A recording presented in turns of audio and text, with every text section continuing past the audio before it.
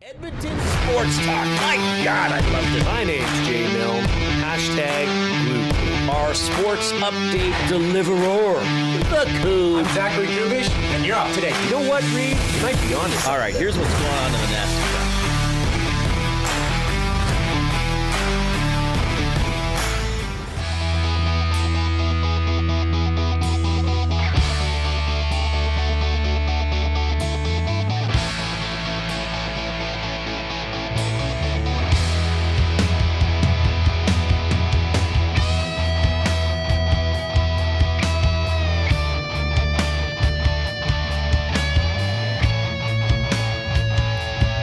Well, has everybody been appropriately thunderstruck and or folked? Folk-fested? Do you want to get folked? Does Folk-fest have a slogan? It's time to get folky? Folk me up? You folked me all night long? What is the slogan for Folk-fest? I don't know. I don't know what it is. I got to say, when I see... I have an awful Edmonton confession to make. I have never been to Folkfest, and I don't really feel like I want to go. That might make me a bad person. But I know for some people, this past weekend was the focal point of the summer. A very good friend of mine went to Folkfest all 4 days. I don't know if she was there front to back every day, but she went all 4 days. And I will say this, when you see things on social media, the posts on social media, what do they call it? They're sitting on the hill there, the view from the hill. The city looks spectacular because it's got the stage down there, the bridge in the background, downtown in the background. It looks spectacular. But I have never gone. But that'll be part of, I know we've been talking about a little bit this today. How was Folkfest? How was AC/DC? What else did you do on the weekend? Matthew Iwanyk's going to join us. He went to Folkfest, I think, on Friday night. He went to AC/DC. We had the Elks game here on Edmonton Sports Talk on Saturday. Tough one against the Montreal Alouettes. We're going to break that down. Actually, what Matthew and I are going to do is we're going to do a bit of a Elks mid-season report card. Okay? We're not going to necessarily do grades, but we're going to give out an offensive MVP, a defensive MVP. We'll probably do like a moment of the year so far or play of the year so far. And then maybe we look at the biggest positive and the biggest point of concern. We'll do that for the Elks so far. They are a good team at 6-3. They got beat by an excellent team on Saturday. They were there for about a half, and then it got out of hand in the third quarter. Most of the fourth quarter kind of turned into garbage time. So we'll look at that game a little bit. And also, this is going to be fun later on today. I love talking to this guy. He pitched in the majors. For a while, he pitched with a team that was known as the Montreal Expos. Show of hands if you remember that team. Local guy Mike Johnson is going to be on the show to talk some baseball. We'll look into some Oilers stuff that came out today. We're going to talk about the Esties. Now, I can tell you this. The Esties are September 15th. Mark that on your calendar. We're already getting in towards the fall here. I don't want to say into the fall. We're moving towards the fall.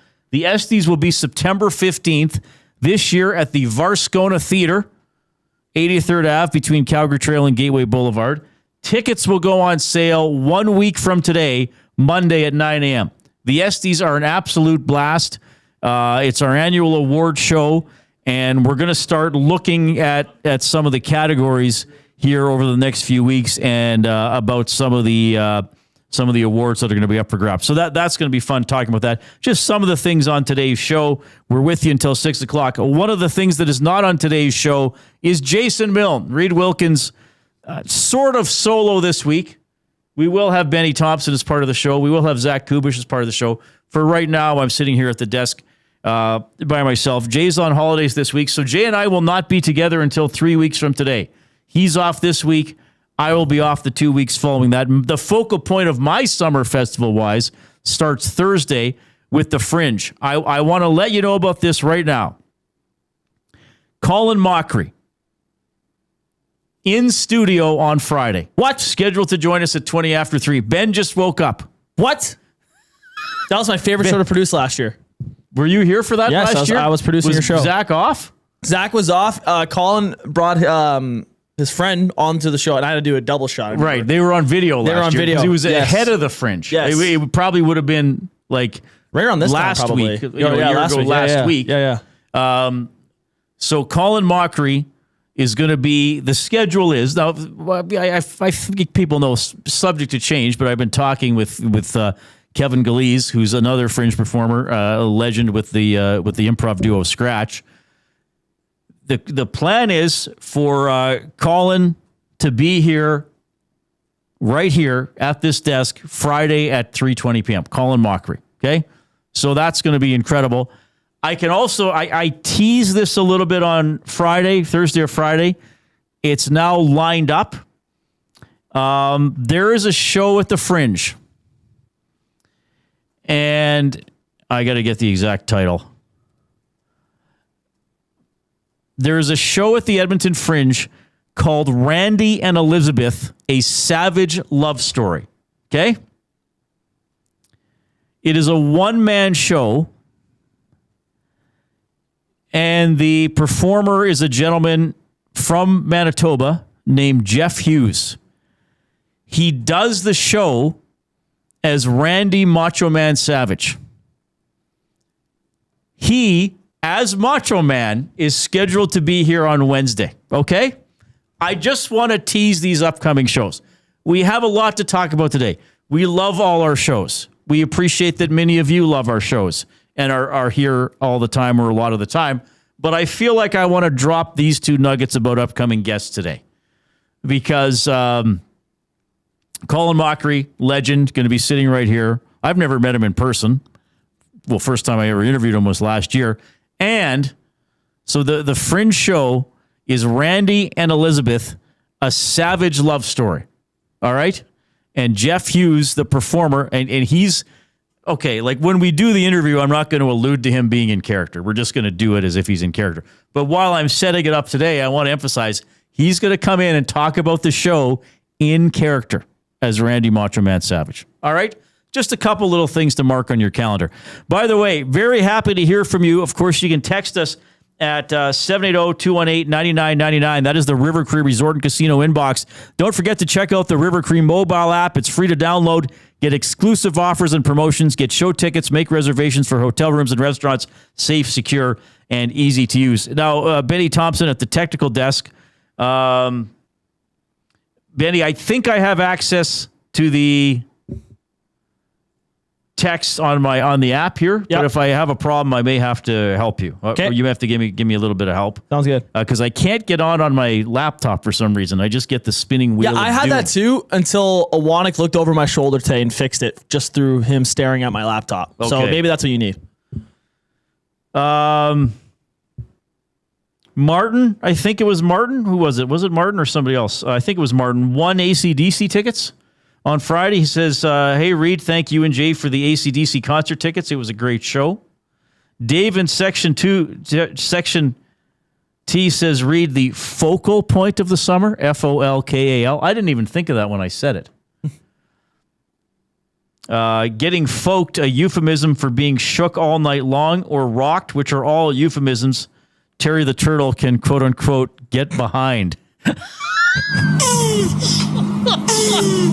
Oh my goodness.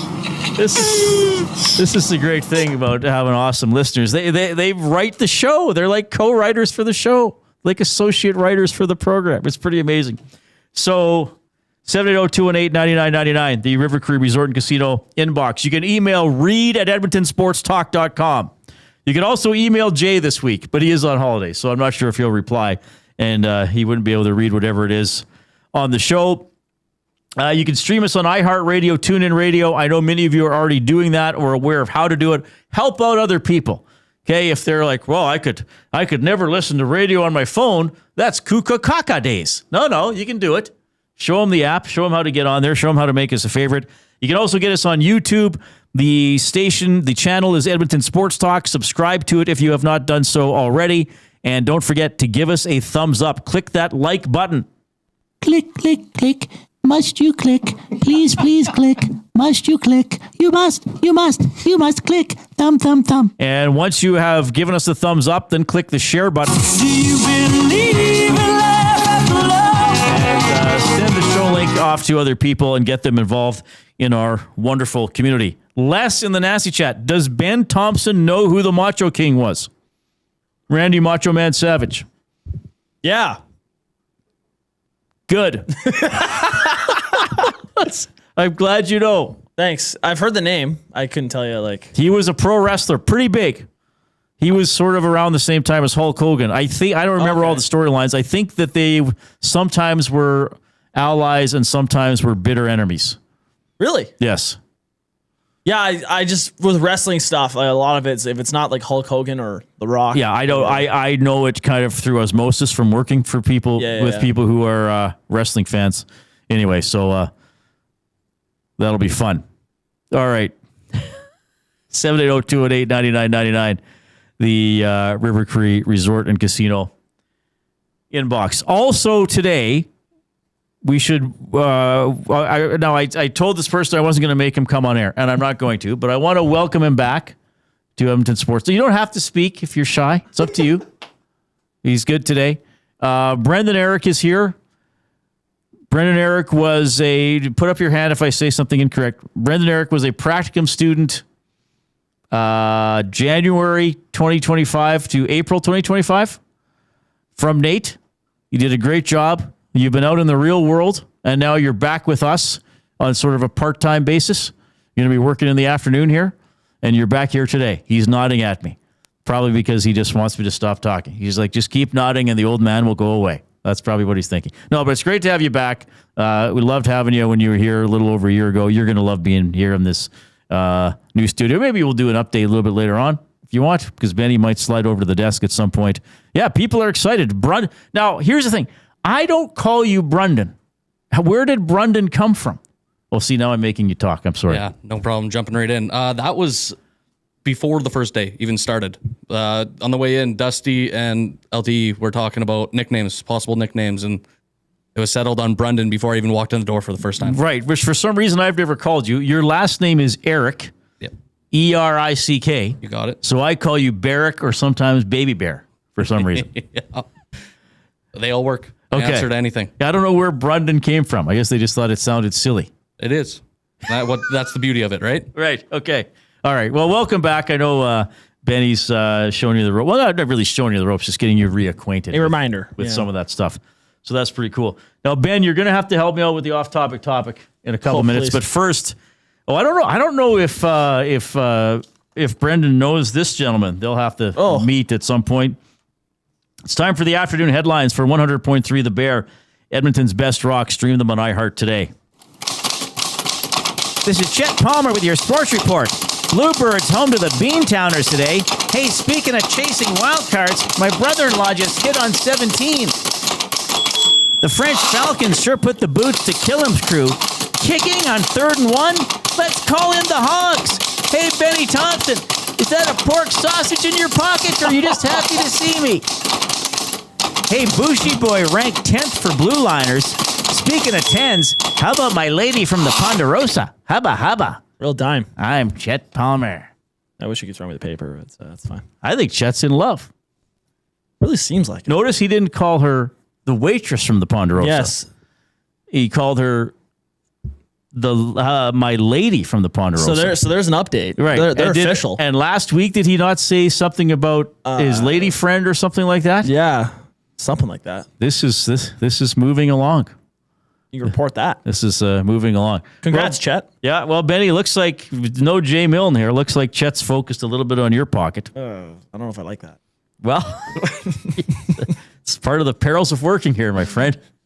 Chet Palmer might take an interest in your pocket. In my pocket. All right. Pork sausage is in it. Yeah. That is Chet Palmer for your afternoon headlines for 100.3 The Bear. All right. Getting into the off-topic topic here. So just some quick, I don't know if people need background, but I'll set this up a little bit. As people might know, I am a giant nerd. All right? So what do I do with my life? I work. I watch sports. I read books, see the odd movie. and I play games, often board games. But this summer, partly at Benny Thompson's encouragement, I purchased, what did I get again? An Intellivision 5? A PlayStation 5. I got a PlayStation 5. Yeah, one of those things. Right. So I played the Spider-Man 2 game, loved it, and I'm proud to announce over the weekend I finished 007 First Light. James Bond. Was I good at it? No. Did I get about a third of a way through it and lower the difficulty from medium to easy? Yes, I did. Gotta do what you gotta do, Reid. But I finished it. I enjoyed it.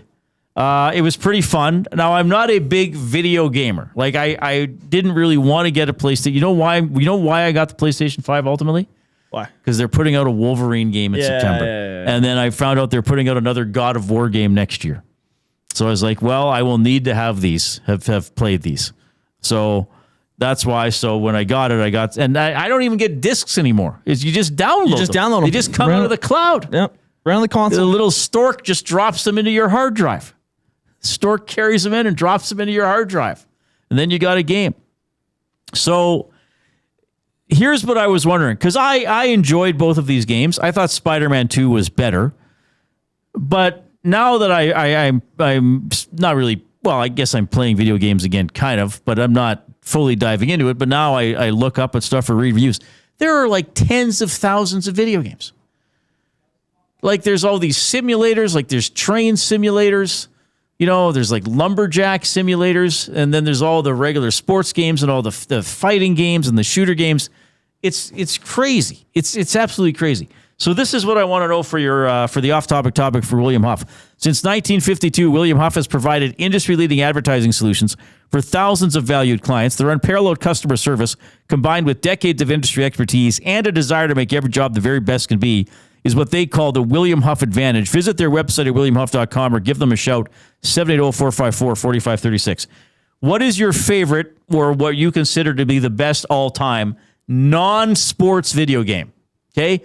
Now, we want to go non-sports here because we've done a lot of sports video game talk on this show and on this station, including Ben's excellence in NHL 26 is the last one, but generally you're good at the games. And we've talked about Madden and the show and FIFA and Mike Tyson's Punch-Out or whatever. So because I just played a couple non-sports video games, and we assume people out there will have this interest or might have children's or brothers or nieces or nephews with these interests, we want to go non-sports today, okay? And I don't really have enough. Like, what am I going to say? Oh, Spider-Man 2. It's like one of two video games I've played in the last 5 years. Right. Okay? Like, it's been that long since I played. I think God of War Ragnarok was the game I played before this. That's at least 4 years ago, I would think. Yeah. So, and I love the God of War series. It's quite violent, Benny. Is it? I would not play it without an adult present. So, what is your favorite non-sports video game? Well, I mean, for me, I was mainly an NHL guy growing up, but there was one game that took me off of NHL, and I almost didn't buy the game for an entire year. I got it for Christmas, and I didn't play it in NHL 19. The game that took my world by storm, and I think everyone around my age group can say pretty much the same thing, and I know it's a basic answer, but in Fortnite's prime was maybe the biggest gaming peak for anyone. Like, it was a game that didn't have any hype going into it. It was kind of just released, and it was just like some streamers started playing it, and it was a low population of people that were playing it, and then eventually it just caught wind. And it was one of those games that was so like, one of your buddies plays it, and you're like, oh, that game sounds like a little weird, and then another one of your buddies plays it, and then another one of your buddies plays it. Now you want to fit in. Now you're playing it, and everyone just got hooked. So for like 3 years, I'd say there was this like huge peak for video games, and everyone was on Fortnite. It felt like, right. It's since then. I mean, it's captured, I think, the younger kids nowadays. But for myself, like that was the most fun I have ever had playing video games. Was the first year or two of just playing Fortnite at any moment I got. It was Wasn't awesome. there an OHL team a few years ago that had to ban their players from playing Fortnite because it was getting to be too much of a distraction and they weren't spending time with other human beings? Well, of course, the guy that's still a free agent, Patrick Laine, is known as the Fortnite guy. Oh, really? Okay. He's known for playing his amount of Fortnite. Yeah, no, there was a time where it probably had too much of a stranglehold over people. And this is you just get dropped into a world and fight people. Yeah, so it's a battle royale. So you get dropped into a map with 100 other people, and it's last person survive. Wins. Okay, but don't they have? Now you can be Star Wars or The Simpsons. Oh, so they have so many skins. Would those be what? Skins? Yeah, skins. Okay. Yeah. Right. So there's so much they've added to it. So Fortnite is actually now just the root of an entire and forest of but the gameplay itself is battling. Yes, yes. But then they've added like these modes now where you can they have like basically their own version of Guitar Hero on Fortnite, and they have like they have their own version of like horror games, and they have they've literally so Fortnite's now a world within the world. Yes, okay. It has gone that sounds big. Almost dangerous. It is. It absolutely is. Guy Flaming, friend of EST, yes, Pipeline Show, says Reid get Red Dead Redemption 2 best. Honestly, that one is tempting. I know it's a few years old, but that's a big one. Best game ever played. Looks amazing. Has a fantastic story. Somebody else who I'm not sure who this is from, give us a name on your text if you can. Somebody says Red Dead Redemption 2 there as well. William Mike Spear, GoldenEye is an all-timer. That came out for the N64. That was a huge one. Somebody else says World of Warcraft. That comes in from Travis. Sometimes I can see the names and you can't. Oh, okay, sorry. So yeah, I can try to help you. Podgy grew up on Intellivision. Yeah, I had the first ever. I had not the first ever Intellivision. That was the first series I got. In the nasty chat, Klima's Lid, Beatles Rock Band, Penner's Pancakes, Last of Us 1 and 2, Vincenzo, Guitar Hero 3. Oh my goodness, this is going to be a good one, Ben. We might have to try to narrow down like 4 or 5 finalists for the last hour, and then get people to pick one of those. Yeah, Spency 5 Sensi, GTA Vice City, yeah. Zulu for another one for the Last of Us games. Strider says Skyrim. Yeah, those are. There's more than one Skyrim, isn't there? Yep.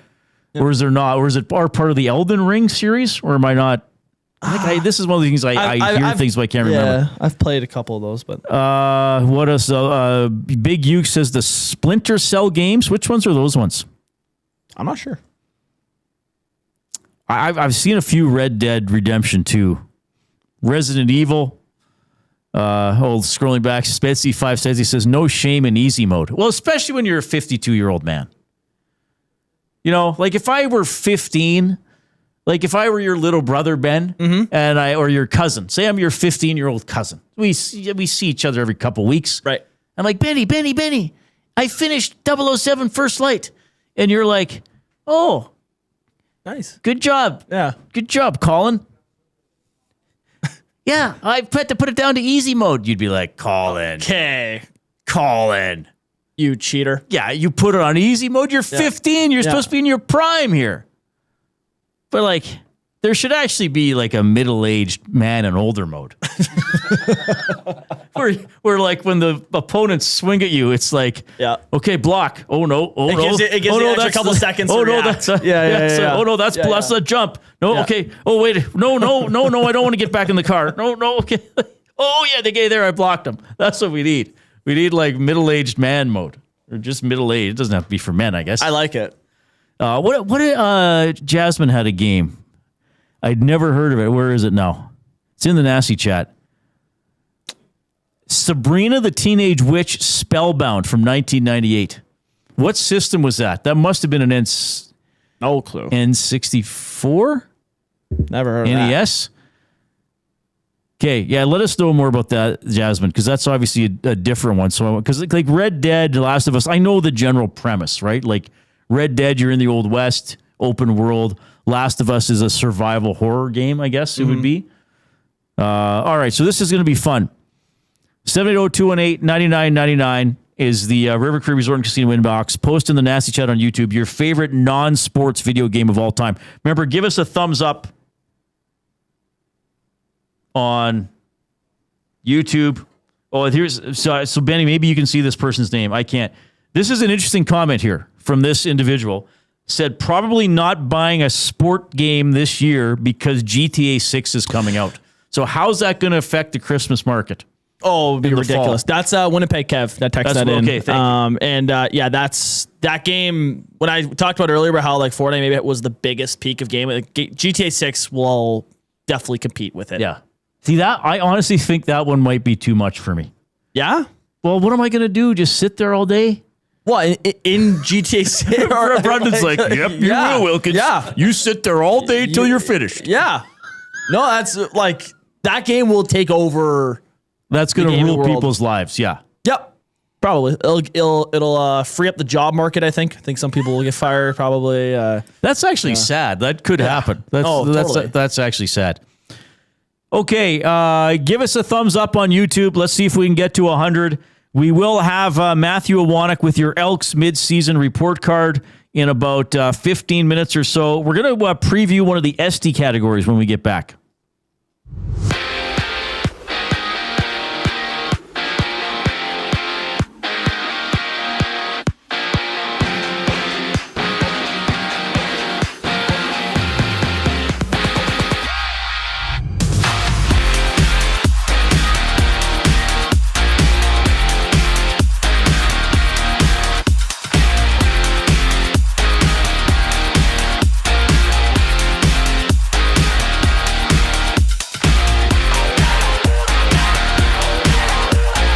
Some roster changes for the Jays ahead of their series opener against the Red Sox. Kazuma Okamoto has been removed from the lineup due to left knee contusion. First pitch goes just after 5. Jamison Talon on the bump for Toronto. Sonny Gray for Boston. Also on tap, the Mets and Braves showdown. The Phillies meet the Cardinals before the Dodgers test the Royals for the nightcap. In other baseball news, Tim Anderson, two-time All-Star and former shortstop for the Chicago White Sox, has announced his retirement at 33 years old. An earlier headliner from the NFL, 31-year-old Hunter Henry signed a 2-year, $16 million extension in New England. And in Dallas, Cowboys defensive tackle Quinnen Williams signs a 3-year extension worth $105.9 million. And a deuce in the WNBA, starting with Toronto visiting Atlanta for 6 o'clock. And then later on from Seattle, the Storm play host to the Sky. This sports update is brought to you by Paramount Flooring. Edmonton is expecting some changes this offseason, and I'm talking about your flooring. Paramount Flooring brings over 30 years of trusted service and expert installation. Visit their showroom open 7 days a week or online at paramountflooring.ca. The Reid Wilkins Show continues on the other side of the break here. I'm Ben Thompson, and you're up to date. Two guys and a goalie. Dallas Mavericks have put out a bounty on this card. Are you serious? Yeah, so the team has put out a bounty. So whoever pulls this card, they can keep it, and the price will go up and up and up for a long, long time, assuming Cooper Flag is what you think Cooper Flag is going to be. Or you can take the bounty that the Dallas Mavericks are offering. You're taking it. Oh, yeah. 32 years. Two guys and a goalie, presented by GS Construction. Tuesday and Thursday afternoons at noon, only on Edmonton Sports Talk, your clear choice for Edmonton sports. We have what you're looking for. GD Liquidators is Edmonton's one-stop shop for new and used warehouse, office, and industrial items since 1987. You'll find what you want when you want it. Give us a call, visit us in store, or check out the monthly auctions at gdliquidators.com. 100% Canadian owned and operated.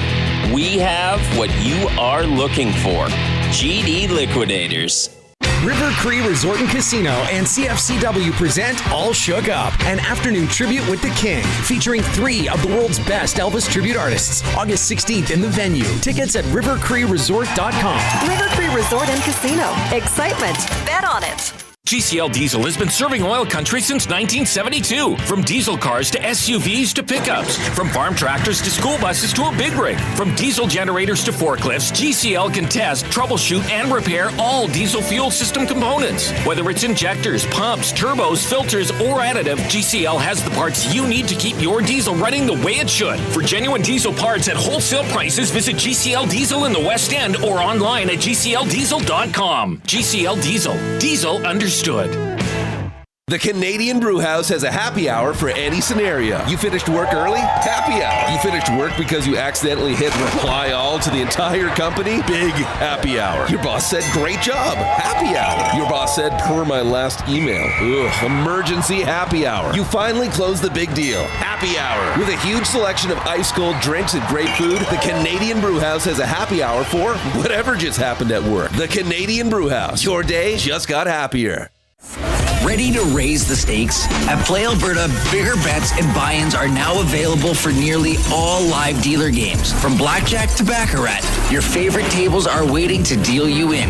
Whether you're kicking back at home or looking for some fun on the go, now's your chance to enhance your Play Alberta experience with new elevated stakes. Visit playalberta.ca/EST to learn more. That's playalberta.ca/EST. Must be 18 plus to play. If you gamble, use your game sense.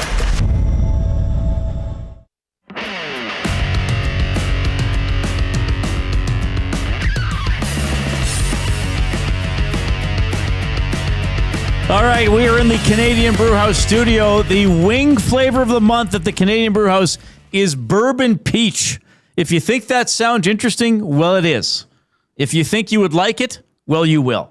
We had some, when was that? I don't know, last week, week before? Yeah, no, last week. Oh, you weren't here. Yeah, it was good. Pat from the Canadian Brewhouse brought him in. Bourbon peach, the wing flavor of the month at the Canadian Brewhouse. And, Wing Wednesday at the Canadian Brewhouse. All wings are 69 cents. So we're going to have Matthew Iwanyk to talk a little bit more about the Elks game coming up. Benny, you'll have to jump in there because we'll talk about the 3rd and 1 there. Yeah. And we will have the Mark Killam show tomorrow. Mark Killam show every Tuesday at 5 here on Edmonton Sports Talk, part of the Reid Wilkins Show with Jay Milne. Look. Mark's going to get asked about that tomorrow, both the 3rd and 1. We'll flash back to a couple things from the Montreal game. So Iwanyk and I will talk about that. And Benny, I know you have something to say about that. You know what? And that's the sign. That's the sign you're becoming a true sports talk show host. You just can't. You got to talk about it. I have to. You want to talk about it. You want to share it with everybody. You want to know what people think. You want to give your impression of it because you're a pro and you care. Thanks, Reid. And you like Fortnite. Yeah. Taylor Swift song. She has a song called Fortnite. Taylor Swift has a song called, yes, but that's the 2-week period. Yeah. That's also, I'm glad you knew what a Fortnite was. That's encouraging. 780-218-9999. Some other video games coming in. Zulu, now people are just recommending games to each other as opposed to saying, look at this. So the off-topic topic is your favorite non-sports video game of all time. Okay? This texter says, and again, I'm sorry I don't see all the names, they're doing a pre-show on Netflix for Grand Theft Auto 6. Wow. They're doing a pre-game show. Votes for SimCity 4. Haji being sarcastic. E.T. for the Atari 2600. You know the story behind that one. The E.T. game for 2600? No clue. Okay, we don't have... Maybe we'll do it at 520. Okay, yeah. Like if there's allegedly tens of thousands of copies just buried in the desert, or there were, or something like. Yes, it's known as one of the biggest failures in gaming history. Maybe the big yes. Okay, you know E.T. Yeah, one of the biggest movies of all time. I drafted it in my draft. One of the biggest movies of all time. The video game, one of the biggest disasters of all time. Really? Like from a pop culture standpoint, absolutely. Wow. Yeah, absolutely. We're gonna get to buying or selling here. As always, presented by Damon Bunting, a consistent top-producing realtor in the greater Edmonton area for over 18 years. He and his team would love to help you find that right home or make the move from your current home. Community-driven, he understands what it takes to make a difference in our city. Check him out, DamonBunting.com. Instagram handle, Damon Bunting Real Estate. So I mentioned the Estes are coming up. They are going to be September 15th at the Varscona Theater. Tickets will go on sale 1 week from today at 9 a.m., okay? So this is a fun event for us. We get to mingle with listeners, which we love doing. And, hey, we get to pat ourselves on the back a little bit with some of the fun stuff. So now Limerick of the Year is going to be given out this year. I can't get into some of the ones being considered because Jay has all the limericks. Right. So Jay's away. But we are going to have Segment of the Year. Now, this is a new category, is it not? Yeah, I believe so. This is a new category. Yes. So some of the things like from this show, the off-topic topic, buying or selling, which we're doing right now, words of the day, which we're going to do at the end of the show. From other shows, Zach to the Future, YouTube Trev's trade of the day. He did that for like a month and a half on the morning show. I don't think you liked it very much. Benny's blind rankings. The Oil Understood. Weekly confessions. That's good. Majot Knows is now on the list. So anything we do that's sort of a regular segment, I guess daily or weekly or something that went on for a while. Now, I think we all get a vote as staff members, right? Yep. I'm going to tell you who I'm going to vote for, and I'm going to tell you why I'm going to vote for it. And yes, this might sound a little biased or even self-serving, because it is a segment on this show. But the reason that I think this separates itself a little bit is that this individual has to write his content every single day. Okay? And now, this individual is now known around not just the office, but in our listing community. He is now known for having a brother-in-law who gambles a lot. He's known for what is asking Jason Milne what in his pocket. Sometimes he has listeners contributing their own ideas for things that could be in Jay's pocket or other things that his brother-in-law could get up to. Or now we're following his love life with the waitress from the Ponderosa. I really think segment of the year should be Chet Palmer. Biased? Yes. Inappropriate? Possibly. That's fair. I get it. That would definitely be on my ballot. I think it should be a nominee in the Final Four. Maybe I'll give you a biased take here, Reid. Sure. I don't really have to say a whole lot. I just have to press this button here. Well, that's pretty much the entire song right there.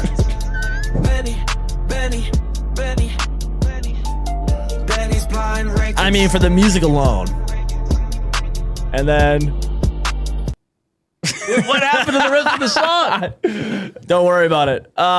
Chet stole it. No, I'll be a little biased. I'll say I think I should be a nominee. I don't know if I should win. I guess that's kind of ultimately up to the Nasties and stuff. Those ones are good. Scalding hot takes from the morning show. That's very fun. I think that's a really good one. Yeah, that's one of the highlights. Zach to the Future is very fun. Zach to the Future is very good as well. There's a lot of great stuff on our shows. Obviously the Oil Understood. We discuss Oilers and stuff. I love the intro. Right. Diesel and right. Understood. Yeah. I don't know. I Got Beef always creates something on the morning show. Yep. Trev always has beef with something. So one of the most a guy hates a lot of stuff. So yeah, there's a lot of good segments here. I'm very curious to see who wins. I don't think there's necessarily a front runner. We have a lot of. I don't think there's a landslide Final winner. Four. Chet might not make the Final Four. There's a lot of good ones here. Yeah, a lot of really good ones. So anyway, that'll be up there. I do think Chet will get some serious consideration for segment of the year. I mean, he pounds away every single day at that typewriter, out in our community, following all the sports. Though sometimes I wonder how closely he's following, because sometimes we get updates that aren't the final score or the results. We get other things, but see, we get stuff like this from Castor 1990. Hey, Reid Wilkins, is that an SD in your pocket, or are you just happy to see me? Look at Max Mazuzu. What does it say? Hey, Jason Milne, is that an extended bit in your pocket, or are you just happy to see me? There we go. No shortage of content from Chet Palmer. By the way, the Esties are presented by Mr. Mike's. Wednesdays just got saucier at Mr. Mike's.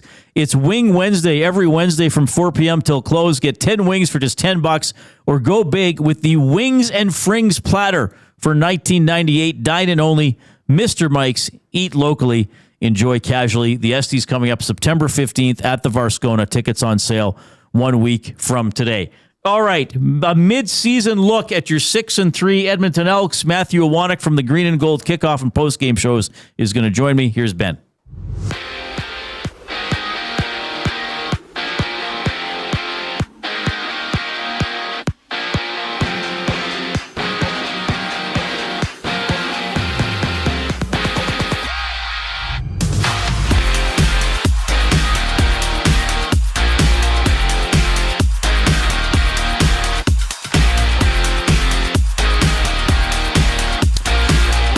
roster news for the Blue Jays ahead of their series opener against the Red Sox. Kazuma Okamoto has been removed from the lineup with a left knee contusion.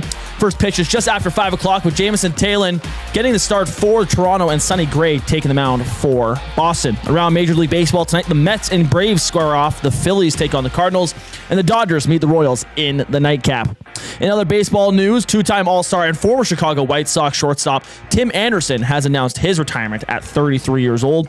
Over to the NFL, 31-year-old tight end Hunter Henry has signed a 2-year, $16 million extension with the New England Patriots. And in Dallas, the Cowboys have signed defensive tackle Quinnen Williams to a 3-year extension worth $105.9 million.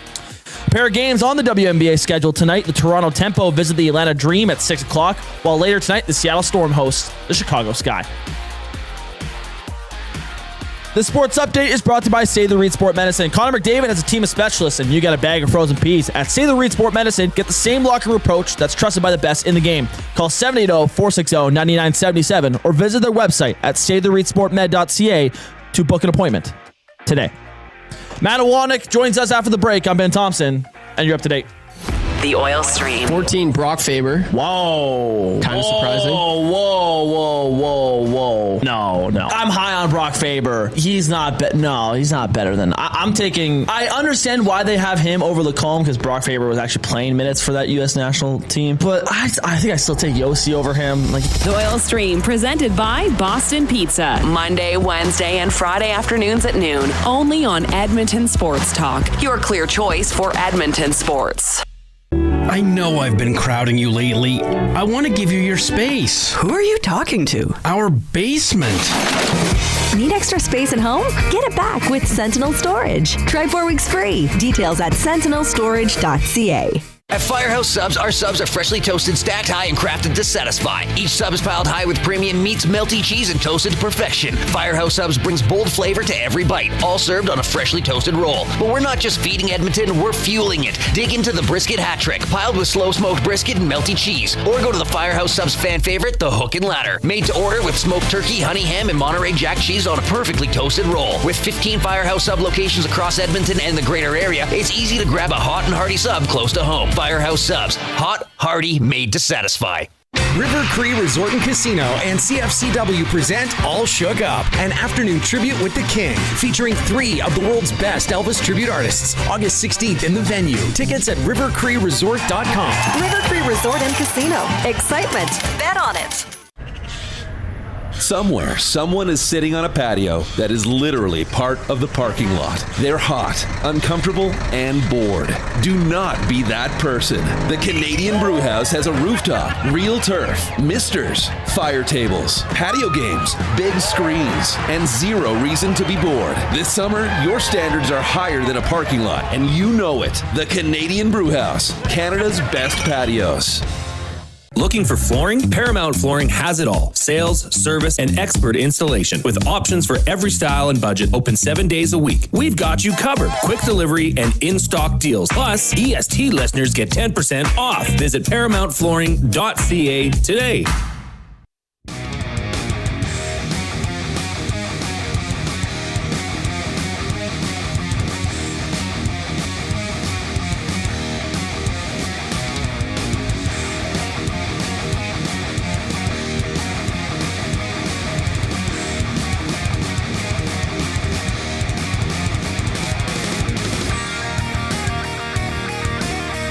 Appreciate you tuning in this afternoon.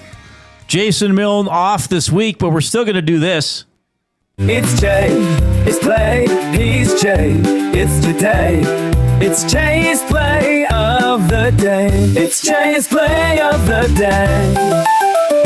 Jay's play of the day. Presented by Play Alberta. When you bet with Play Alberta, you give back to Alberta. That's because it's the only app in the province that puts all revenue directly back into supporting programs and services that Albertans rely on every day. So next time you place a wager on your favorite team, know that you're also making a difference across the province through Alberta's General Revenue Fund. Visit playalberta.ca/EST to learn more. You have to be 18 and older to play, and if you gamble, use your game sense. So here's the thing. I like going big with these. I'm putting these together this week. So here's what I'm doing. Sonny Gray for the Red Sox against the Blue Jays, 5 or more strikeouts. Logan Henderson for the Brewers in San Diego, 6 or more strikeouts. And Calgarian, Mike Soroka for the Diamondbacks, 5 or more strikeouts at home against Colorado. So Sonny Gray, 5+ strikeouts. Mike Soroka, 5+ strikeouts. And Logan Henderson, 6+ strikeouts. I like going with the hurlers if I can. Just wait till Dylan Cease pitches. I hope he pitches this week. I'm going like 11+ strikeouts. This is minus 730, or the way I do the odds, 8.3 to 1. So about 20 to 3 if you do it that way. So a $1 bet's going to get you 830. Why not go for it? That is J/Reid's play of the day for Play Alberta. Go to playalberta.ca, click on sports, click on EST specials, or do the same thing on the app, and don't forget to use your game sense. Hey, Matthew. Cease. Hello, Reid. Cease pitches tomorrow. Oh, we're going to have a Dylan Cease special. Yeah. Combo-tastic. Ready to We go. are going to get parlayed. All right? Matthew Iwanyk is here. He's Good the day. coup at Edmonton Sports Talk. He's the host of the Green and Gold kickoff and post-game shows. How you doing, buddy? Good. The Commonwealth Stadium. Green and Gold kickoff post-game shows. That beautiful concrete building of ours. And we're going to be there on Saturday. I'm filling in for Jason Mill. Yes. Are you looking forward to that? I'm not thinking about it right now. The fact that you have to work with me where I take the lead. I'm looking forward to it. You should take the lead. Well, You're no, I way know, more but knowledgeable than I am. Absolutely. Well, let's not get carried away here. But I think the amount of times you roll your eyes during the shows, 6.5 over or under. That's over. That's an over. Easy. For both shows? Yeah, combined 6.5. Yeah, rolling your eyes over. at me. Yeah, why you think on one show that'd be less? Now, do I have to sit with you during the game? I would like to, but I'll need to take notes though. Hey, if you wish to go sit in your seats, totally, that's cool. Maybe I just do it totally as I'm fan Reid that day. Yeah. We kind of did a little bit, Jay and I, in the seats, mixing around a little bit last game and stuff. Okay. Because Yeah, as it you know, depends. when I cover an Oilers game, I'm a meticulous note taker on key moments and stuff. But I think football's different a little bit. I think if you go to your seats, and look, if maybe you won't enjoy your seats and you'll want to come in the press box after, you could give it a try. But I'm going to have to leave my seats early though to get. Largely, I guess it depends on the crowd too. Usually, Jay and I leave. Usually there. A couple minutes into the fourth quarter, we head over. Just I go settle things in. Yeah. Jay settle things. Or if it's with the close, rest of I the go people. stand Yeah. by the exit by the one It'll be gate fun. and bolt out. It's going to be fun. Let's touch on, and the Mark Killam's going to be on tomorrow. Mark Killam Show, 5:00 every Tuesday here on Edmonton Sports Talk, part of the Reid Wilkins Show. And I know Benny has thoughts on this. One of the key moments in that Elks game, 44 seconds left in the first half. They choose to kick, so they wind the clock down on what they kicked with 24 seconds left. Got the 3 points. They didn't go for it on 3rd and 1. And then Montreal gets a running play, and I actually thought, oh, great, Montreal's not going to push it. They're going to run out the clock, and then they throw on 2nd down, almost get a touchdown, and they negate the 3 points that the Elks just got. Killam knows we're going to talk about that tomorrow. Yep. What, Benny, can we start with Benny? Sure. Because Benny hasn't been able to talk about it. Benny posted whelp in our chat. On the when Montreal got the long game. What did you think? Yeah, listen, like I understand where Mark Killam was coming from in that situation. You know, you're playing against the Alouettes, a fantastic team, obviously, probably the best team in the CFL, and you have a chance to put points on the board. It's hard to say no to that. But I'm a big believer in riding momentum, and I feel like that's what the Elks had on that play drive there. Like that drive leading up to it, to me, that 3rd and 1 would have been an easy conversion to them. It just looked like they were a team that was playing properly in the offensive drive there. They looked good. And if you can grab 7 points, you're getting the ball back in the second half. I understand how that plays both sides where you can go, oh, you get points, you're getting the ball back in the second half.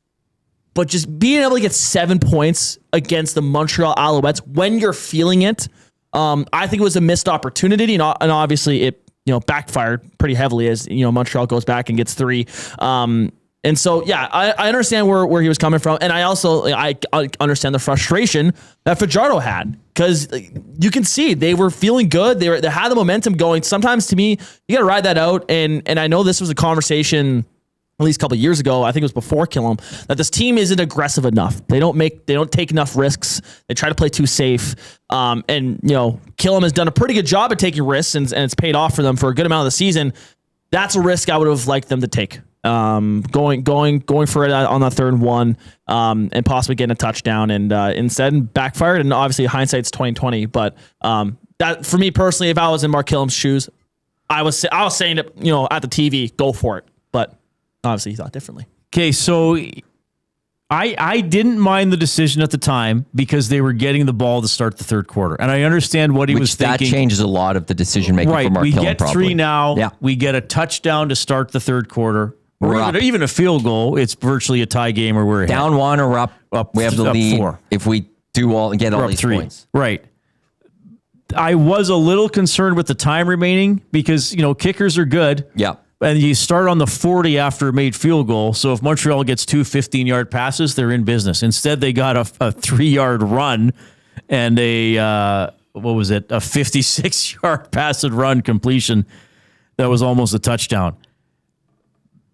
Some other things to mention around this play, and I know you guys talked about it after the game. TJ Luther dropped the touchdown. Yeah. 2 plays on the first down play. That was not a difficult catch. No, I know, but for a pro receiver, 100%. a pro football player to make that catch, that was not a difficult catch. He was a little overthrown by Fajardo, but he made a great job getting under that ball and hit his hands. Like dead on hit his hands. That should have been caught. It's not like he was diving for it or anything. He was upright. That needs to be a touchdown. We're not having this conversation. Changes things. The other thing is, and Jay and I talked about this a couple times last week, the Elks this season, to me, have not been a great short yardage team. They have not. And I really think that that's something needs to be addressed either with their approach to 3rd down, their personnel. I mean, if the Saskatchewan Roughriders, what did they get criticized for in their loss to Edmonton? Why wasn't Tommy Stevens in the game on 2nd and 3 from the 6 or whatever it was? Plow ahead. Yep. The Elks need to figure out something to guarantee that yard. And they didn't have that. Well, and they had a end goal from the 1 for their first major, and it wasn't Cole Snyder that came in, it was Cody Fajardo. So clearly Mark Killam's doesn't have the confidence. No, they don't want to use. I don't think they want to use Snyder anymore. In their short yardage. The other thing that played into this wasn't 3rd and 1 necessarily. It was 1.5-ish. It was a long 1 yard that they were going to have to go get. Because I think the play was to Mac just prior. Yes. If he gets a half yard further, maybe 3/4 of a yard further, I think Mark Killam is much more likely to go for that one. In the moment, I didn't like it. And part of that is I actually have the reverse approach than what maybe he took, which was you get your points, you get the ball back, you can take the lead. I look at it more, if I don't get this, we're still getting the ball back. And we could go bounce back. We can go get 7 and tie this football game to start the second half, or we can go get 3 and be down by 4 in this second half. If we don't get this one, if we don't get it, Montreal's pinned deep. They're just going to run that ball out. They're probably maybe not going to push it as much as maybe you would think, or like they did the other way. But it's positioning on that let's go for this because of how much his players also wanted to. And I think there are times where you have to just trust your players. If this is something they want, if this is something they're sitting there going, we want to go get this. When this is the Montreal Alouettes, we need to go get points. We can't play it safe against this team. We got to risk it. Mm-hmm. I would much rather see that. But it's just interesting because there was a 3rd and 6 moment, earlier. Yeah. And Mark Killam chose to they were 3rd and goal from the 5, weren't they? It ended up being from the 6. Oh, sorry. Okay. They were 3rd and goal from the 6, and they chose to go for it. And those were free points because it was after a pick. So that's almost a time where you've been like, great, whatever, take the field goal. They just handed us 3 points. It was a 7-point lead, but it was one of those, got to go capitalize, got to go get this touchdown. Partly because this team has had their struggles in red zone, so I think Mark Killam wanted them to go finish that off. Here, I think you had the same type of thing maybe. You're having struggles with the short yardage. Go get this. And it doesn't have to be a short yardage play. You don't have to bring Cody under center and just try to run it up. You have Leak. You have Rankin. You could have done something a little bit more creative. I would have rather have seen them go for it. But at the same time, I kind of do understand where Mark Killam's coming from. Look, TJ Luther, before that, he needs to catch that ball. But also after that, as much as this was deflating for the team for the rest of that half, they needed to figure it out in the second half. But it seemed like it took them out. Wendell the Sales the rest of the game. As players, that you can't allow that to happen to yourself. I'll give you the end of that half. I'll give the defense with that Tyler Snead 56-yard play or whatever. I'll give you that. But you get the halftime break. You need to come out ready to go. And the fact that they were just completely deflated and almost defeated early, that I didn't like from the team. That's what I was going to ask you guys. Like, so no points for the team in the third quarter. How much do you think of that played a role with Mark Killam not going for it at the end of the half there? Where, like, to me, Fajardo and Austin Mack, I saw was pretty ticked off coming off too. Like, how much is that is like, okay, Killam didn't put his trust in his offense in that certain moment. Obviously, I don't think he doesn't have a trust in his offense. It's more just the timing. He's being a coach. He's being a coach. He's trying to time this properly. But for the offensive guys, they're coming off going, we're 3rd and 1 and things are going our way on this drive, and you take us off. Like, how much do you think that played a role in not getting points in the third quarter? I think subconsciously it took the fight out of them. Yeah. They wanted to fight there. Their coach said we're not fighting.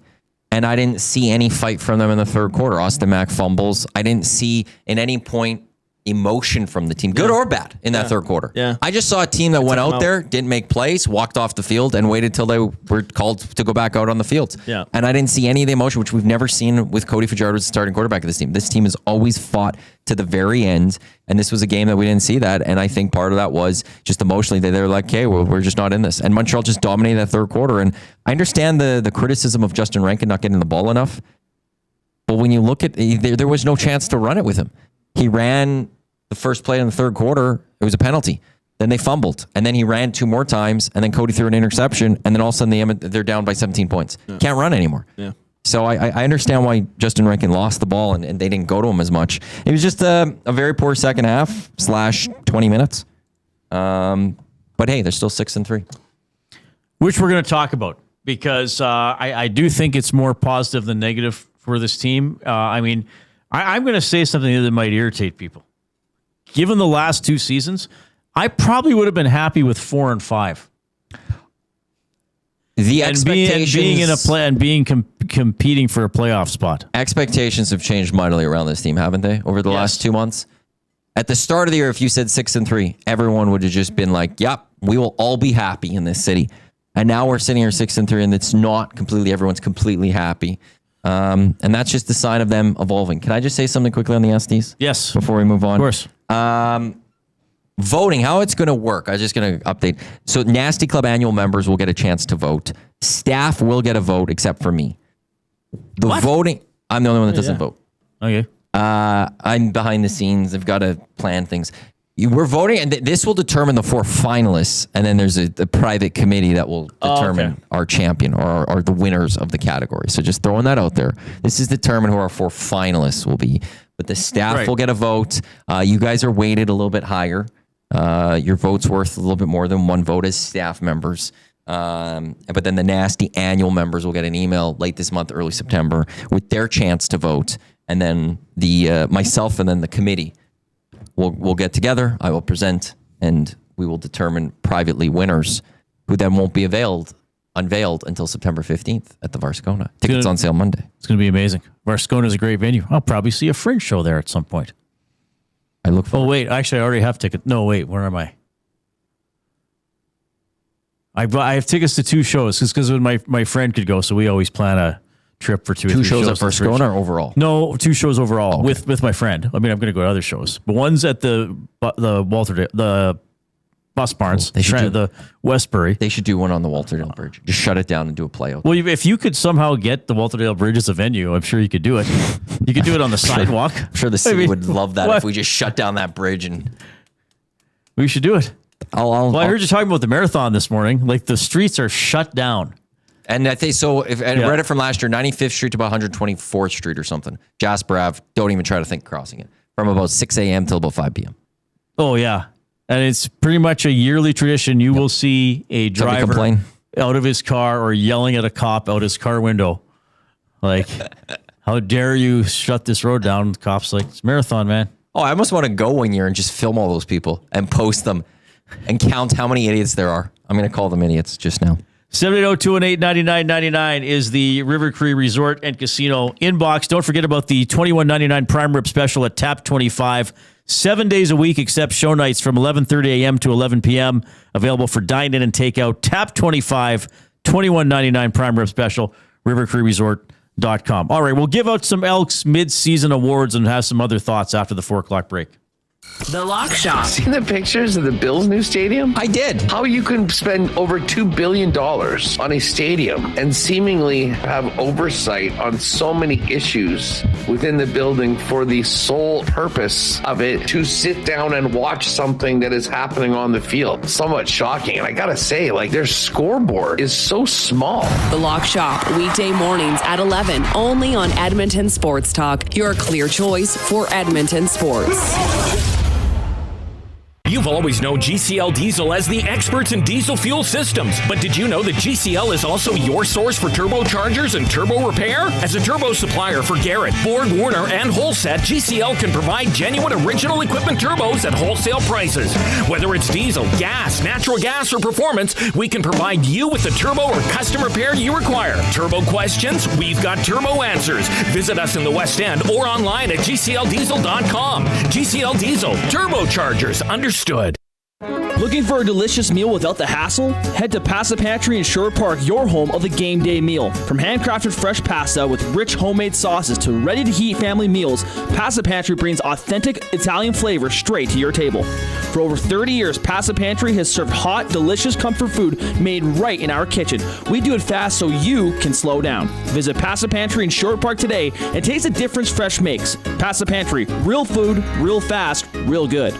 Kickoff is coming. Are you in? August 15th. Elks, Argos at Play Alberta Field at Commonwealth Stadium. It's Family Day presented by Goodwill Industries of Alberta. Youth 17 and under get in free for an early afternoon contest. Conditions apply. Plus, come experience a surprise halftime that will be sure to pop. Every catch, every tackle, every touchdown. The best way to experience it is being there when it happens. Edmonton Elks. Our city, our year. Tickets and info at goelks.com/tickets. Time for a new career in 2026? Or maybe your kid is still pondering their path. Good news! Weiss Johnson is hiring. It's Dennis, and not only are we hiring for heating and air conditioning, we're also looking for experienced plumbers and gas fitters. With the growth in residential development, there's no shortage of opportunities at Weiss Johnson. Choose your path with us. Learn from one of the industry leaders, and we will grow together. Receive great benefits and school reimbursement as well. Visit weiss-johnson.com today. You've heard the name, but what does it mean?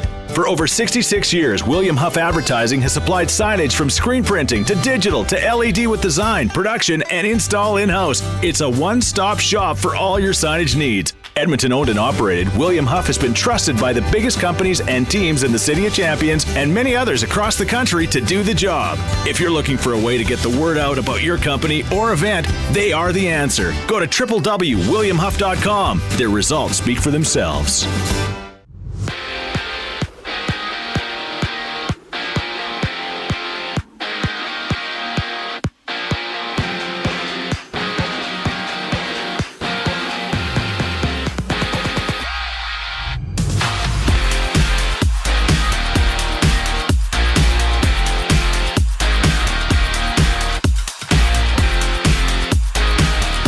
The Blue Jays have made a lineup change ahead of tonight's series opener against the Red Sox, with Okamoto removed due to left knee contusion.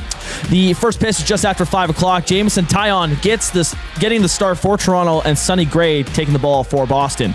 Elsewhere in the MLB tonight, the Mets and Braves go head-to-head. The Phillies take on the Cardinals, and the Dodgers face the Royals in the late game. In baseball news, two-time All-Star and former Chicago White Sox shortstop Tim Anderson has announced his retirement at 33 years old. Over to the NFL, 31-year-old tight end Hunter Henry has agreed to a 2-year, $16 million contract extension with the New England Patriots. And in Dallas, Cowboys defensive tackle Quinnen Williams has signed a 3-year extension worth $105.9 million. Two games are on in the WNBA schedule tonight. The Toronto Tempo visit the Atlanta Dream at 6 o'clock, followed by the Seattle Storm hosting the Chicago Sky. The sports update is brought to you by Windsor Plywood Leduc, locally owned and operated, serving Leduc and surrounding area for over 30 years. Windsor Plywood has doors, flooring, baseboards, and of course plywood. Go see the knowledgeable staff today at Windsor Plywood Leduc. I'm Ben Thompson. That was your sports update. The second hour of the Reid Wilkins Show starts right now.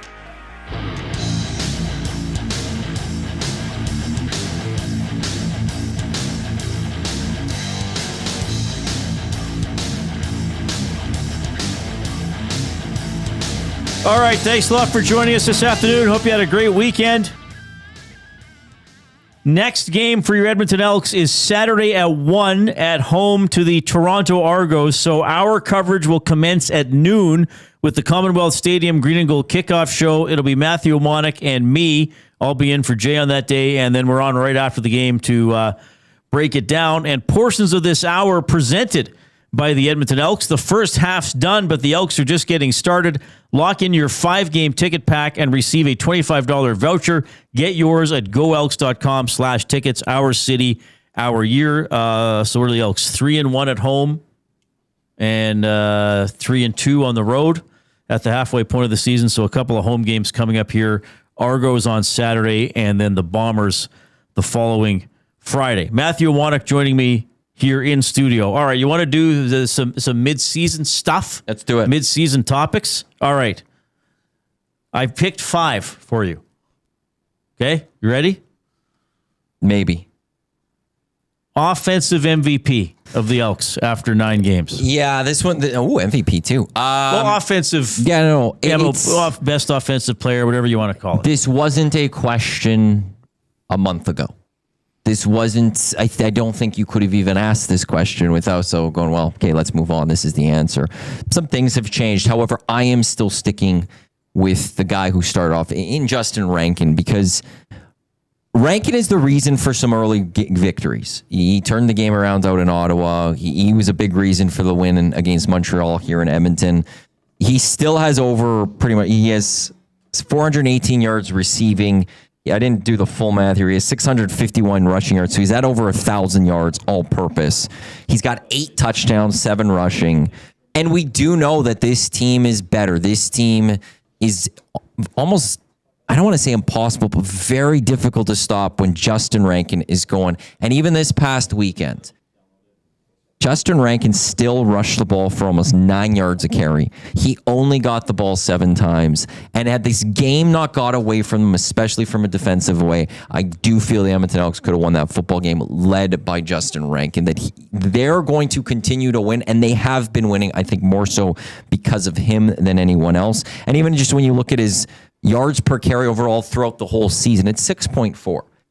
That's it. I think Travis Tice for Montreal is the only running back who is at that level with Justin Rankin. That I still think just the explosiveness, the dual threat that he is, rushing and receiving, Justin Rankin to me is the most valuable player or the MOP of the Elks offense this first half of the season. Well, look, despite having some quieter games, he still is on pace for a 2,000 yard from scrimmage season. Yes. 651 rush, 418 receiving.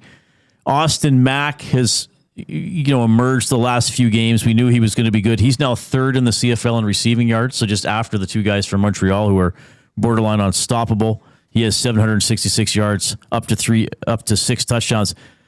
I know it's easy to pick the quarterback, but I am going to do that because he is having a good year. Cody Fajardo, just over 2,800 yards. He's 2nd in yardage. He's stayed healthy, which is a big part of being a quarterback. His completion percentage is 70.5. which is almost middle of the pack with the way completion percentages are now, but still pretty good. And look, this ratio is pretty good. 16 touchdowns to 5 interceptions. It's very good. I mean, that's a really good ratio. And there have been several occasions already this year where Cody Fajardo, the situation has been, okay, Cody, get us the points to win us the game. Overtime against Montreal. Late in the 4th quarter against Winnipeg. Late in the game, obviously, in Saskatchewan. Had to convert 2 third downs on that drive, including a 3rd and 10. And set up the game-winning field goal. Now, yes, the previous game against Saskatchewan, they had a chance to do that. He didn't get the game-winning drive, but he's done it 3 times where it's been black and white. Either you get it or you don't. I realize he can be frustrating. I realize maybe his arm strength isn't what other guys are. I mean, these are the continued knocks on Cody, but he is the Elks quarterback for this season, and he does not go away. I mean, you rarely see a shoulder sag even the frustration coming off the field, is because he just wanted to keep going. He's that much of a competitor. He's got a lot of belief. So I'm going to give the offensive MVP to Cody Fajardo. Yeah, and like even with him, like again, this past weekend is probably the first time I've seen this team kind of not bring it for a full 60. With Cody Fajardo, you're always in the fight. And through the other 8 games, they were always in those games because Cody leads them. Like there's a level of just leadership, and you want to follow Cody Fajardo in that. It's funny because again, halfway point of the first, like a quarter point of the season, I think everyone would have said Justin Rankin. No one would have commented on Cody Fajardo. Of course. But that also is just how well Cody has now continued to play the rest of the way for this first half. And like a 500-yard passing game, that's massive. When Justin Rankin has gone away for a 3-week stretch for various reasons, it was Cody that was just stepping up and elevating himself. So 2 really good options for the Edmonton Elks. I really hope Justin Rankin gets back to being more of what we saw this week and prior to the 3 games before that. And we have a nice conversation down the second half of the season because it would mean the Elks are in a very good spot. All right. Top defensive player. I'll go first for this one. A lot of good candidates, I think, and that speaks to how strong the Elks defense is. But I'm going to go with still a relatively younger player who I've really seen. I think he started to emerge last year, and now you really see it this year. When the play ends, this guy is almost always in the camera shot. Or if you're at the game, if he's not making the tackle, he's to the ball, or he's forcing the guy into one of his teammates to get tackled. Second on defensive tackles with 38, trailing only Cordell Jackson, who's a very good player as well. Again, a lot of good categories, and maybe I'm missing the guy who has the most eye-popping stats. I'm not sure if you mentioned the other guy. I have Joel DeBlanco as my defensive player of the year. I just think he's emerged as that really solid, smart, athletic linebacker who can cover the entire field. Well, and with that, you just think about the linebacking core, losing Nick Anderson, losing Brock Mogensen. Okay, now they're going to lose Kenny Logan, it seems, for a bit. Jabome comes in, but he has been the rock of that linebacking core. And we really, outside of one game against BC, I would say, we really haven't seen that linebacking core struggle. And that's a huge credit to DeBlanco. I'm going into the secondary, and I do almost have to go honorable mention to someone because maybe because of the other person, my winner, this other guy should be the winner because, and I will explain that, but my honorable mention is to JJ Ross. And the reason that I have to bring him up and say he might have to be the winner is because Terrell Ford is my guy. I'm going to Terrell Ford. He has shut down quite well whatever receiver is going up against. He's got 5 interceptions. He's been a ball hawk the last couple of games too. Couple of interceptions this past weekend. On the first one, Tyler Snead, don't know what he's throwing, but Terrell Ford makes the play. And then Davis Alexander throws one up. Ford makes the play, reads it, grabs it. But I almost have to go JJ Ross through here. And why I bring him on honorable mention is because of how well JJ Ross is, they can't throw that way as much. They're having to throw it to Terrell Ford's way. And that's allowing Terrell Ford to maybe make plays because they are having to attack him. As the secondary of the Edmonton Elks is so strong, there's no good option to target. And so it seems like, hey, by default, they're going to Terrell Ford, but he's making the plays. And when I see something like 5 interceptions, and I'm seeing how well he has been as a shutdown corner for this team, I think Terrell Ford right now, for me, is the most outstanding player defensively for the Elks. All right. Let's go. Let's have some fun with this one, okay? I put down play of the year or play of the half year or moment of the... I'll put play of the year because there's a few candidates for this one. I don't know if mine will be on one that you're thinking of. Okay. Play of the year. Play of the half year. Back when Montreal came to town, it was a 3rd and 2 from the Montreal 47. The Elks go for it, and they hand it off to Justin Rankin, who's wrapped up around the 49.5 by an Alouette, and there's another Al standing right there. Justin Rankin somehow escapes both of those 2 guys and takes it to the house for a 47-yard touchdown. That could have been a massive turning point in that first home game of the season. I think the Elks were up 1 at the time. They were going. It was stopped. The play was dead. The play was over. The Owls were getting the ball at midfield.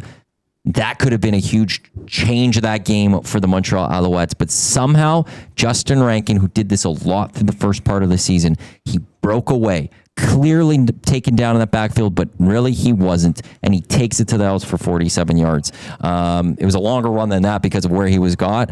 That, to me, was one of the plays that stands out to me. There's been a few other Justin Rankin runs that have just been, he's been gone. But that's the one I go to because it was also just this 3rd and 2 where he was stopped. Yeah, that was huge. That's a really good candidate.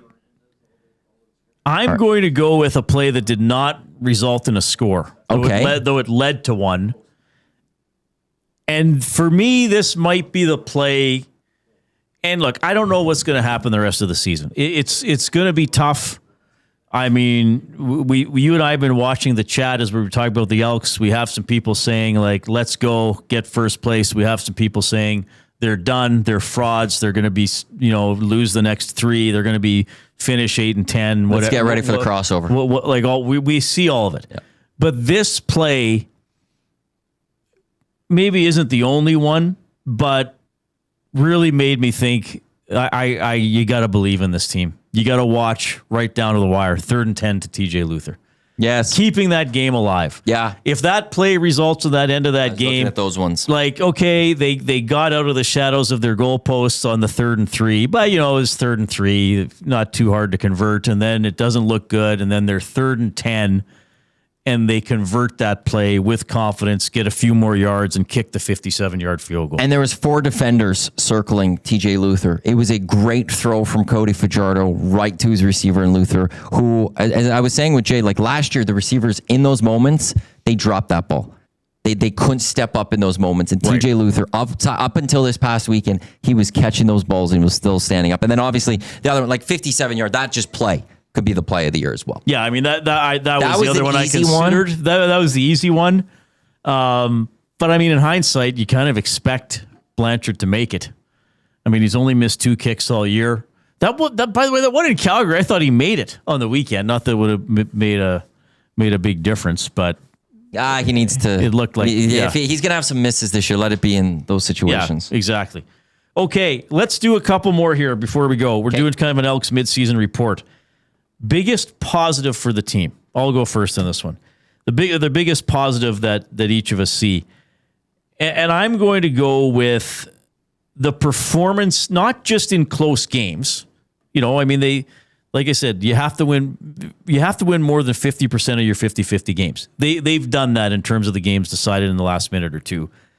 But, and it's hard not to compare this year's team to the last 4 or 5 years. But when in recent years, if they got down 3, 6, 10, you were like, it's over. Or if the other team crept ahead, it was getting out of control. It was like the Elks are not coming back.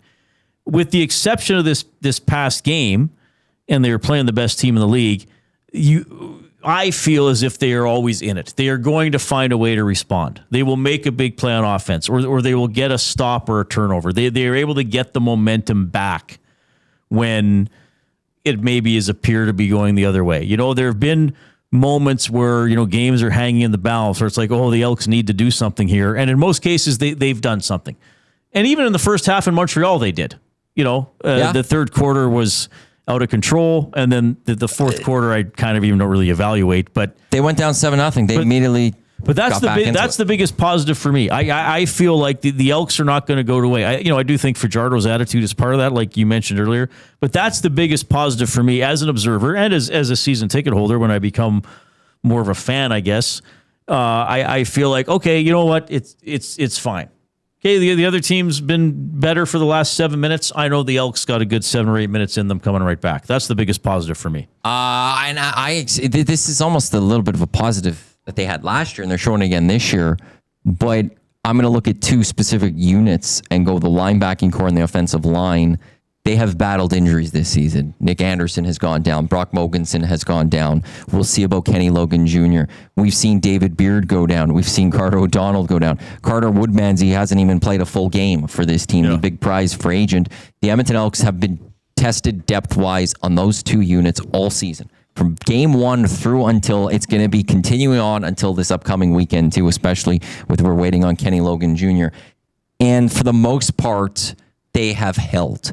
Like, they won the one win when they went to Saskatchewan. They were out all three interior offensive linemen, David Beard, O'Donnell, and Woodmansey from the start of the season, and they found a way to go win that football game. Outside of the one game where they lost Nick Anderson and Brock Mogensen, which I believe the touchdown Kelowna game, and Jabome had to jump in for that first game. He then took over after that game, and he settled in very nicely in the middle linebacker spot. One of the positives I have is the depth of this team has already been tested throughout the first half of the season, and they have stood the test with this team. They could have been a big reason why we could be saying, well, the Elks, they were actually at a 4-5 at this half because they had so many injuries and they were losing football games. They still found a way to win under that. And then just a quick one. Actually, the other one is Vincent Blanchard and his kicking. Last year, there wasn't a lot of confidence in kicking. I have utter confidence right now with him going out there. And I think as a team, you need that, knowing that if you just have that drive getting to the 40, knowing that your kicker could go get 3 points and you're not wasting that drive, I think is absolutely huge. All right. And then we'll wrap it up here. You're a little first on this one. Biggest area of concern? The red zone is one. I don't have to speak too much on that one. I don't think we've seen that be an issue so far this season. A little bit. It cost them the game against Saskatchewan 2 weeks ago. The one for me, though, is the getting the run game established and going, and how we saw this team lose it for 3 straight weeks with BC, Saskatchewan. And even this past week, you had the run game going, but you couldn't utilize it anymore. You went away from it for various number of reasons that they could have been the reason for that. But you're not going to win without Justin Rankin going. You're not going to win and go and be up there with Saskatchewan or Montreal if you are just relying entirely on the passing game. So how do you make sure that this run game gets going? And the one concern I do have to a degree is at the start of the year, part of the success of the run game was Justin Rankin actually was stopped, but he broke tackles. Can you really sustain an offense and a running attack all season, hoping that your running back just constantly is breaking tackles? You need to find better holes for him and Leak. You need to find different ways to get them more involved. But it's I guess I should have switched it from run game. It's making sure Justin Rankin is involved in games week in and week out, and not having a stretch of games or second half where, well, we can't get Rankin going. We can't utilize him. He's your most explosive player. You got to find ways to use him. And there have been too many games to the first half that they didn't do that. Well, that's my biggest concern as well. And maybe it relates a little bit to play calling. I know there's been a lot of talk about Jordan Maksimic as the OC. And I don't want to make it sound like I think he's a bad OC, because I don't. I mean, I think there's been some very well called games, but sometimes I feel as if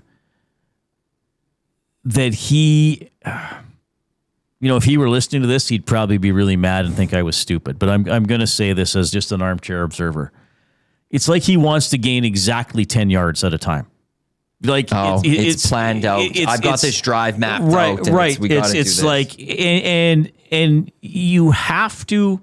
A lot of people say this. I remember Scott Milanovich, briefly the head coach of the Eskimos. I interviewed him once, but shortly before then we didn't have a season.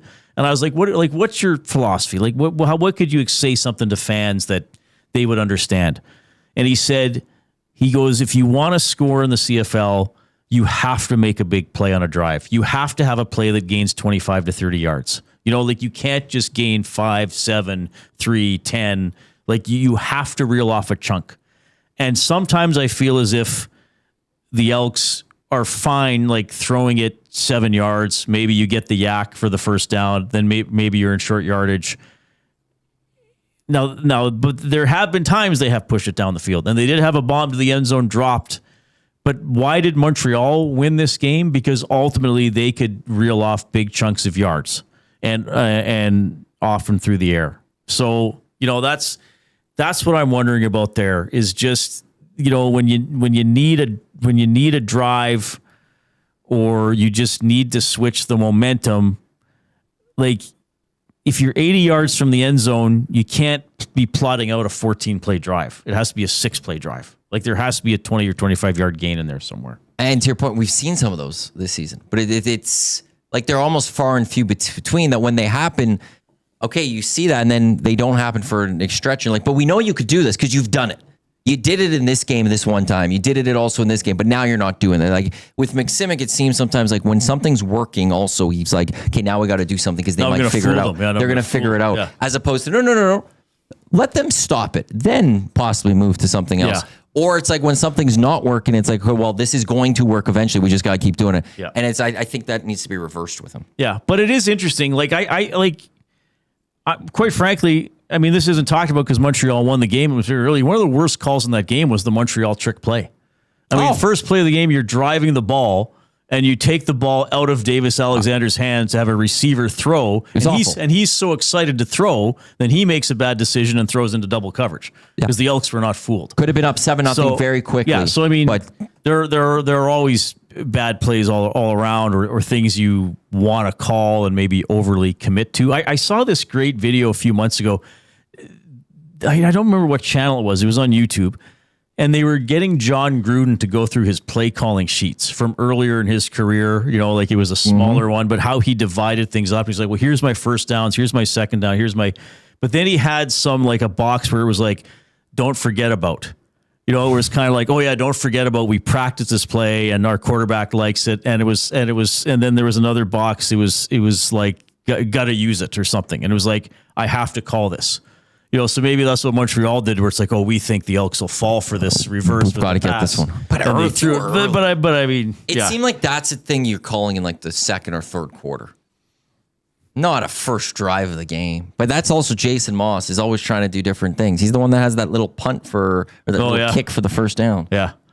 All right, Matthew. Good stuff. Appreciate it. I know you'll be around all week, but you and I'll be working together Saturday for the Commonwealth Stadium. To it. Green and gold kickoff and post-game shows, Elks and Argos at 1 o'clock Saturday. Our coverage will start at noon. Hey, former big league pitcher Mike Johnson's going to join us in about 15 minutes. We'll have the oil understood for GCL Diesel when we get back.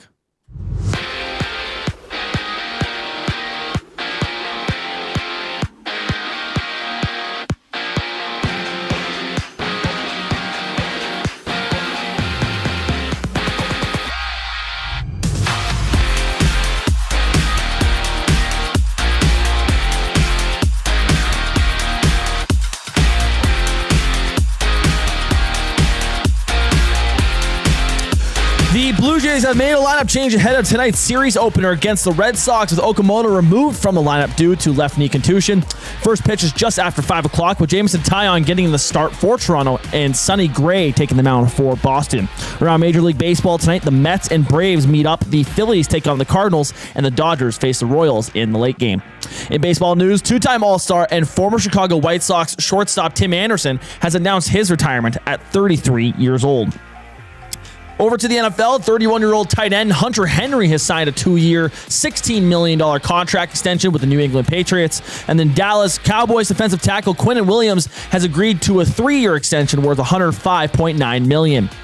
There are 2 games on the WNBA schedule tonight. The Toronto Tempo visit the Atlanta Dream at 6 o'clock before the Seattle Storm hosts the Chicago Sky later tonight. This sports update is brought to you by The Ranch. The Ranch Golf Club delivers premier conditions, top-notch service, and unmatched value every round. That's why they're Alberta's top choice for corporate golf events. Visit theranchgolf.com to book an appointment or tee time today. The oil understood on the other side of the break here on the Reid Wilkins Show. I'm Ben Thompson, and you're up to date.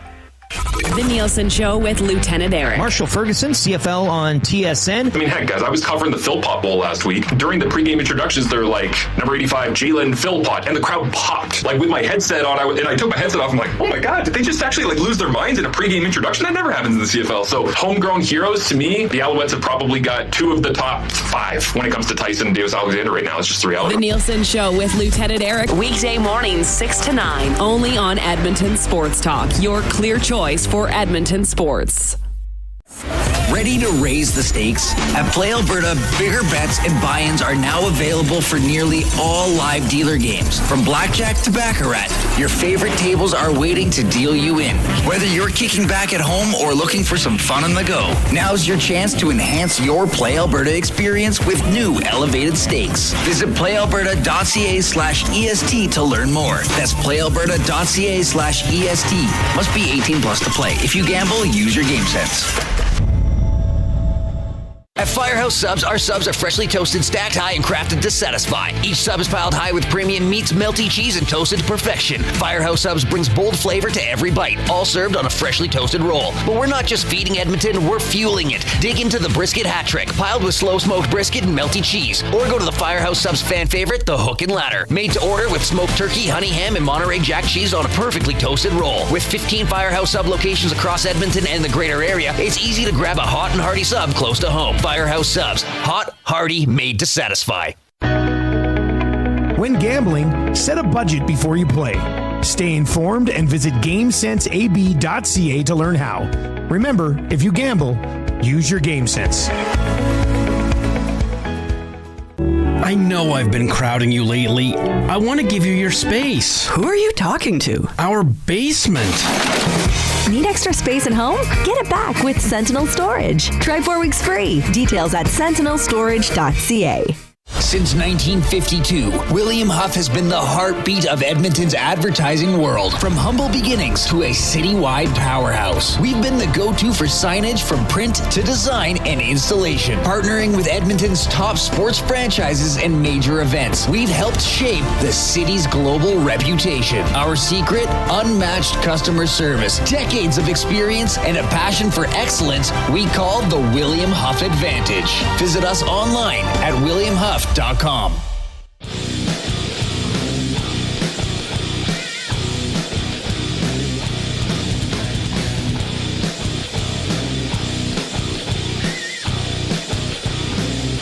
right, appreciate you joining us this afternoon. If you're watching on YouTube, don't forget, give us a thumbs up if you need the song. Here it is. Click, click, click.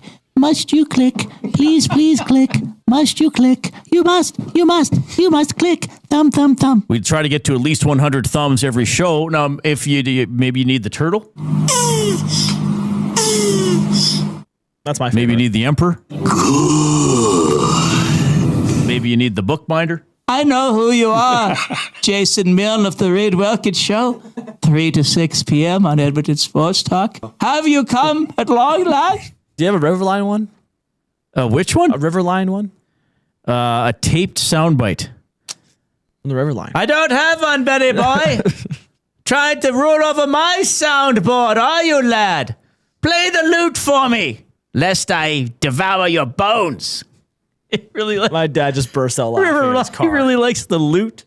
The lute, yeah, the lute. I want to put together a 5-piece lute band. They'll be called the Looters, but we won't be stealing, you see. We'll be going around the countryside, not eating people, because they must listen. I don't know. I'm a river lion. Just give me what I want. Are they still alive? Who, the Looters? The River Lions. The River Lions, didn't they upset the Shooting Stars? Yeah, I feel like they did. Because weren't the Shooting Stars 20-4 and they lost? Yeah, no, they lost to the Honey Badgers. 91-81. Okay, so is the final Vancouver and the Honey Badgers? Yeah, I believe so. Oh, no, Winnipeg. No, Winnipeg. Yeah, Winnipeg won in Vancouver. Yeah, Sorry, yeah, so yeah. that's the Sea Bears.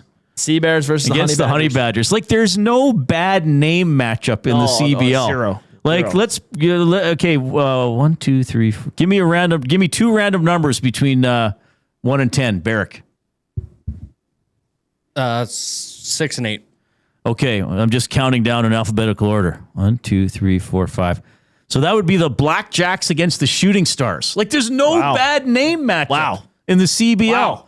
There's no bad name matchup. Like, what's the most boring name? Maybe the Bandits, the Vancouver Bandits? Yep. Yeah. I mean, I hate to, I'm cheering for the Stingers here, but to me, Stingers I think would be a bottom tier, and that's saying something. Calgary Surge maybe is not great. Yeah. The Montreal Alliance. That's sick. That's sick. Like, imagine if it would have been the Alliance against the Mamba in the league final. But in all seriousness, though, the CPL's done a great job. Yes. I mean, a lot of these leagues come and go. They're still good as this year, 6 or 7. The basketball is very entertaining. I mean, they got the TV deal with the games on YouTube and CBC Gem. It's fun. And the names make it even more fun. Now they have a real playoff format, because remember, they had a couple of years where it's like, oh, there's a Final Four and the home team makes the semis. And it's like a couple of years, like that team's not very good, and they're in the league semifinal. So it's pretty good. All right, let's get to. Oh, what else do I have to do? Oh yeah, give us the thumb on YouTube. Post in the nasty chat if you're on YouTube as well. Jasmine says even Bandit is adorable. Reminds me of Jimothy the raccoon. Who is Jimothy? Okay.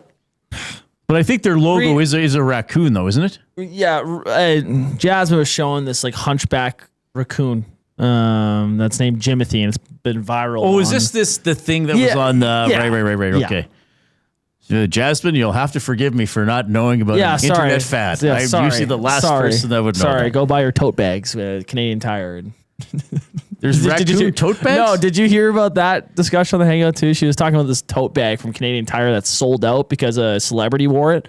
Oh, I didn't hear that. And yeah, she's one of the sheep that bought it. Was the celebrity Taylor Swift? No, it was I think it was a Heat of Rivalry. Okay. Actor, I think.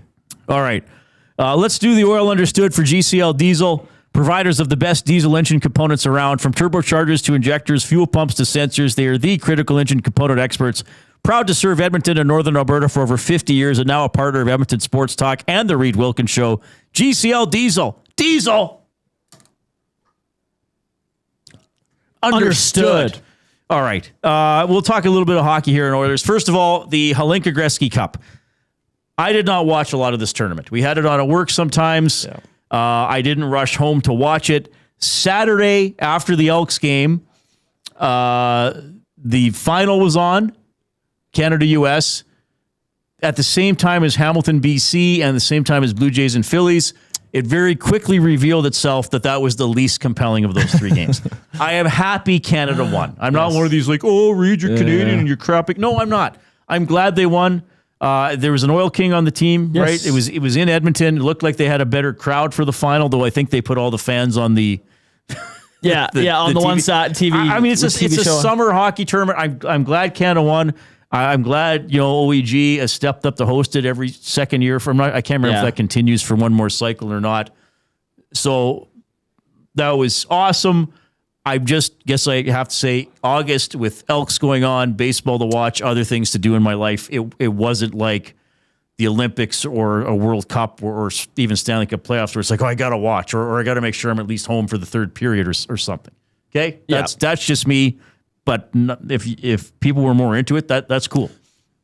I happened to be at a pub, so I had the Blue Jays and the Ticats, Lions, and the Hlinka Gretzky Cup game all going on at once. So it was pretty sweet. Okay. To me, I got some texts like, oh yeah, like so happy Canada won, like we beat the Americans. And I understand there's the national pride and stuff, but this doesn't do anything for me in terms of like moving like, oh yeah, we got back at the Americans. Like they won the Olympics, man. Like you gotta...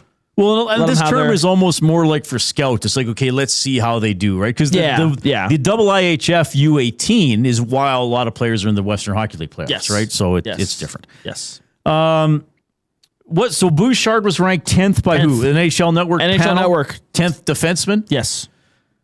I know you guys talked about this a lot. I think that's fair. I mean, here's the thing. Like, this is what I always say to the people who are like, Bouchard is terrible. Bouchard is not terrible. No. Yeah. Bouchard is frustrating. He tends to make too many big... I've been saying the same thing for... it's the same... How long has he been in the league? Like Brownie and I used to... What was Rob Brown's line? Evan Bouchard is an elite defenseman when the puck is on his stick. Yes. If you still insist on arguing that, I don't know what to tell you. Is he physical enough? Not always. Sometimes he can be. No. Is he good enough in front of his own net? Not often enough, though he can be. Like you see these glimpses of the butcher, as Gager calls him sometimes. Yeah. You don't see it. You don't see it as much as you would like. But offense is part of the game, and defensemen who can provide offense are still considered valuable. All the guys ahead of him have an offensive element. Correct? McCarr, who I don't even have the list. McCarr, Fox, Heiskanen. So it goes from McCarr, Hughes, Werenski, Dahlin, Heiskanen, Hudson, Schaefer, Sanderson, Moritz Seider, who... So a lot of those probably guys the least offensive. A lot of those guys would be better skaters than Bouchard. There would not be a single guy who can shoot the puck better than Bouchard. Maybe Cale McCarr's wrister. Okay. But... I guess Werenski got to 20 goals. Yep, but I would say Bouchard has the best one-timer and like overall just like slap shot, moving shot out of any of them. I mean, passing, he'd be right up there. I'd have him number one personally. Out of those guys? Yeah. So McCarr and Hughes' advantages are their speed and their Hudson's a elusiveness. pretty good passer. Yep, him too. Yeah. So I think that's fair. He's probably never going to turn into Mr. Total Shutdown. You've seen glimpses of it in the postseason. When he'd be out there late in games and he'd actually do well. Yeah. So I think that's a fair ranking. I just don't get it. And we're not getting any comments along those lines, at least that I'm seeing. We're not getting any of those, he's garbage and he's like should be 84th or something like that. We talked on Oil Stream for an August and a lot ranking. of people That's whatever. Yeah, That's something to talk about. I agree. And it's interesting. I've always said I think people are get pissed off with Bouchard because he's not Chris Pronger, and I still believe that. But he was never presented as exactly. such. He's not Chris Pronger. Nate the Builder in the Nasty Chat says Hudson guy? is not better. That's That's a fair comment. Yep. Yeah. Hudson's very good. Is he all around better than Bouchard? I mean, Hudson's is better defensively. I don't know, like people think he's bad defensively. He's not. But yeah, I still would take Bouchard over him. I still take Bouchard over Sanderson personally, even though I really like Sanderson. Mm-hmm. I could see Bouchard as high as 5 or 6 on that list for sure. Old Gil says not sure the gap from Werenski to Bouchard makes any sense. Oh, I think Werenski's better. Well, but I think he's saying Werenski at 3 to Bouchard at 10. Okay, I see. Isn't that what he's saying? I see. Yeah. Okay. Yeah. Werenski's definitely the better defenseman, but yeah, the gap between the two, it probably should be a little bit tighter. Okay, we got a very special guest waiting to come in. I love talking to this guy. He pitched in Major League Baseball. He's done a great job here in Edmonton area with the next generation of athletes. I think he's got a kid that might be doing pretty well as well. Mike Johnson's going to check in.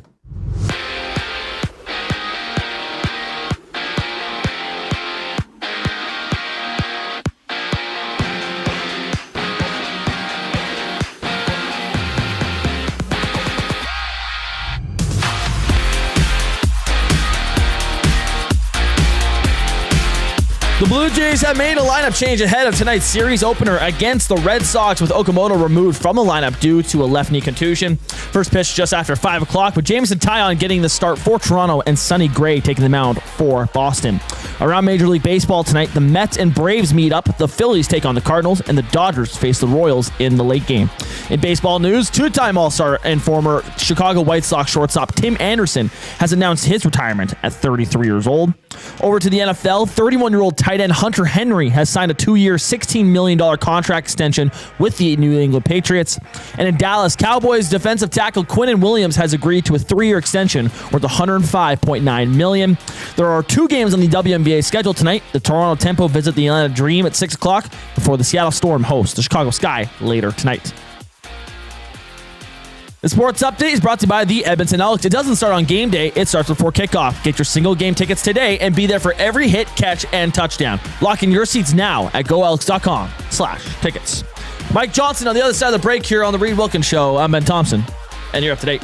The EST Hangout. I know that you're saying it's winning, that you need a winning culture. You need a head coach that needs to be the guy. And this head coach probably cheered more than the players did after they kicked that field goal. Yeah. Running around, headset off, all this stuff. Like, you see coaches like that in the NFL, and you're like, I want to play for that coach. Right now, everybody in that locker room wants to play for that coach. The EST Hangout, presented by Sentinel Storage. Weekday mornings 9 to 11, only on Edmonton Sports Talk. Your clear choice for Edmonton sports.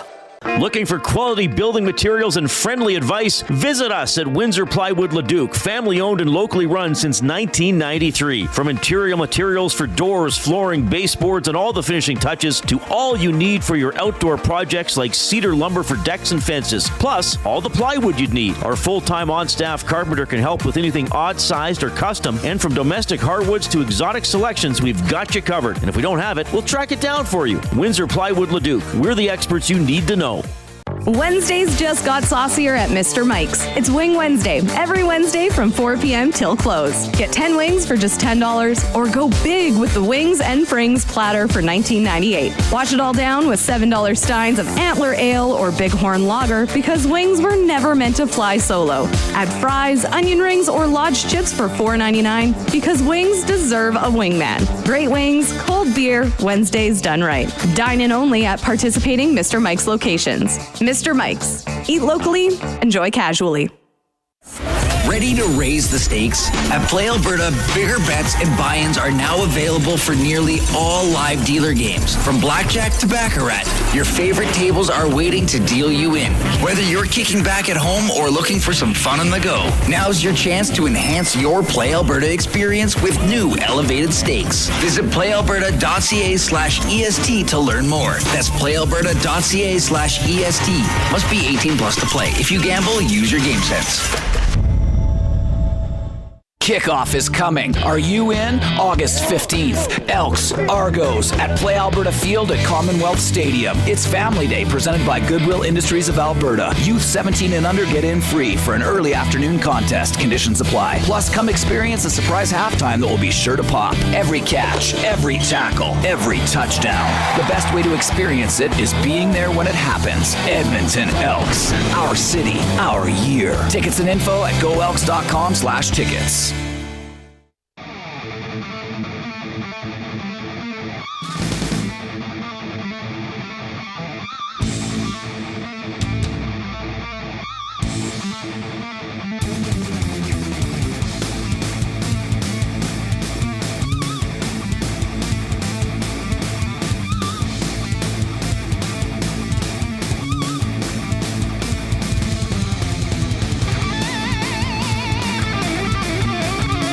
All right, hope you're having a great afternoon. Usually when we welcome a guest to the show, it is on the Oil Country Towing video hotline. Oil Country Towing, Edmonton's most trusted 24/7 roadside rescue team. Fast, safe, and reliable for over 15 years. Whether it's game day or a snowstorm, we work as hard as your favorite team to get you going. Call 780-986-6088 for all your towing needs. But sometimes we're lucky enough to have someone join us in studio. Love talking to this guy. I can't remember the first time we talked, but Mike Johnson is here, Edmonton native, pitched in the major. So what was it? I'm trying to remember without looking at your page. You were drafted by the Blue Jays. Yep. And then you pitched for the Expos. Orioles. And the Orioles. Orioles were for the Expos. Yeah, Orioles first, and then got traded to the Expos, the trading deadline in 97. All right. And then you pitched a few years in Japan as well. Japan, Korea, and Taiwan. Well-traveled man. And after all that, you still just came home. Yeah, yeah. tough place to leave it. Yeah. What was it like? Okay, so Japan, Taiwan, and where? Korea, South Korea. How do you compare the ball to the major? Like, was the strategy different? Was anything drastically different? Like, how do you look back? The culture's a lot different. Like the way that they practice. Like I remember going into spring training, and this is either Taiwan, Korea, or Japan. Like going into spring training, and they'd have local, like native guys, Japanese or Asian guys. They'd throw like 300 pitch bullpens, and yeah.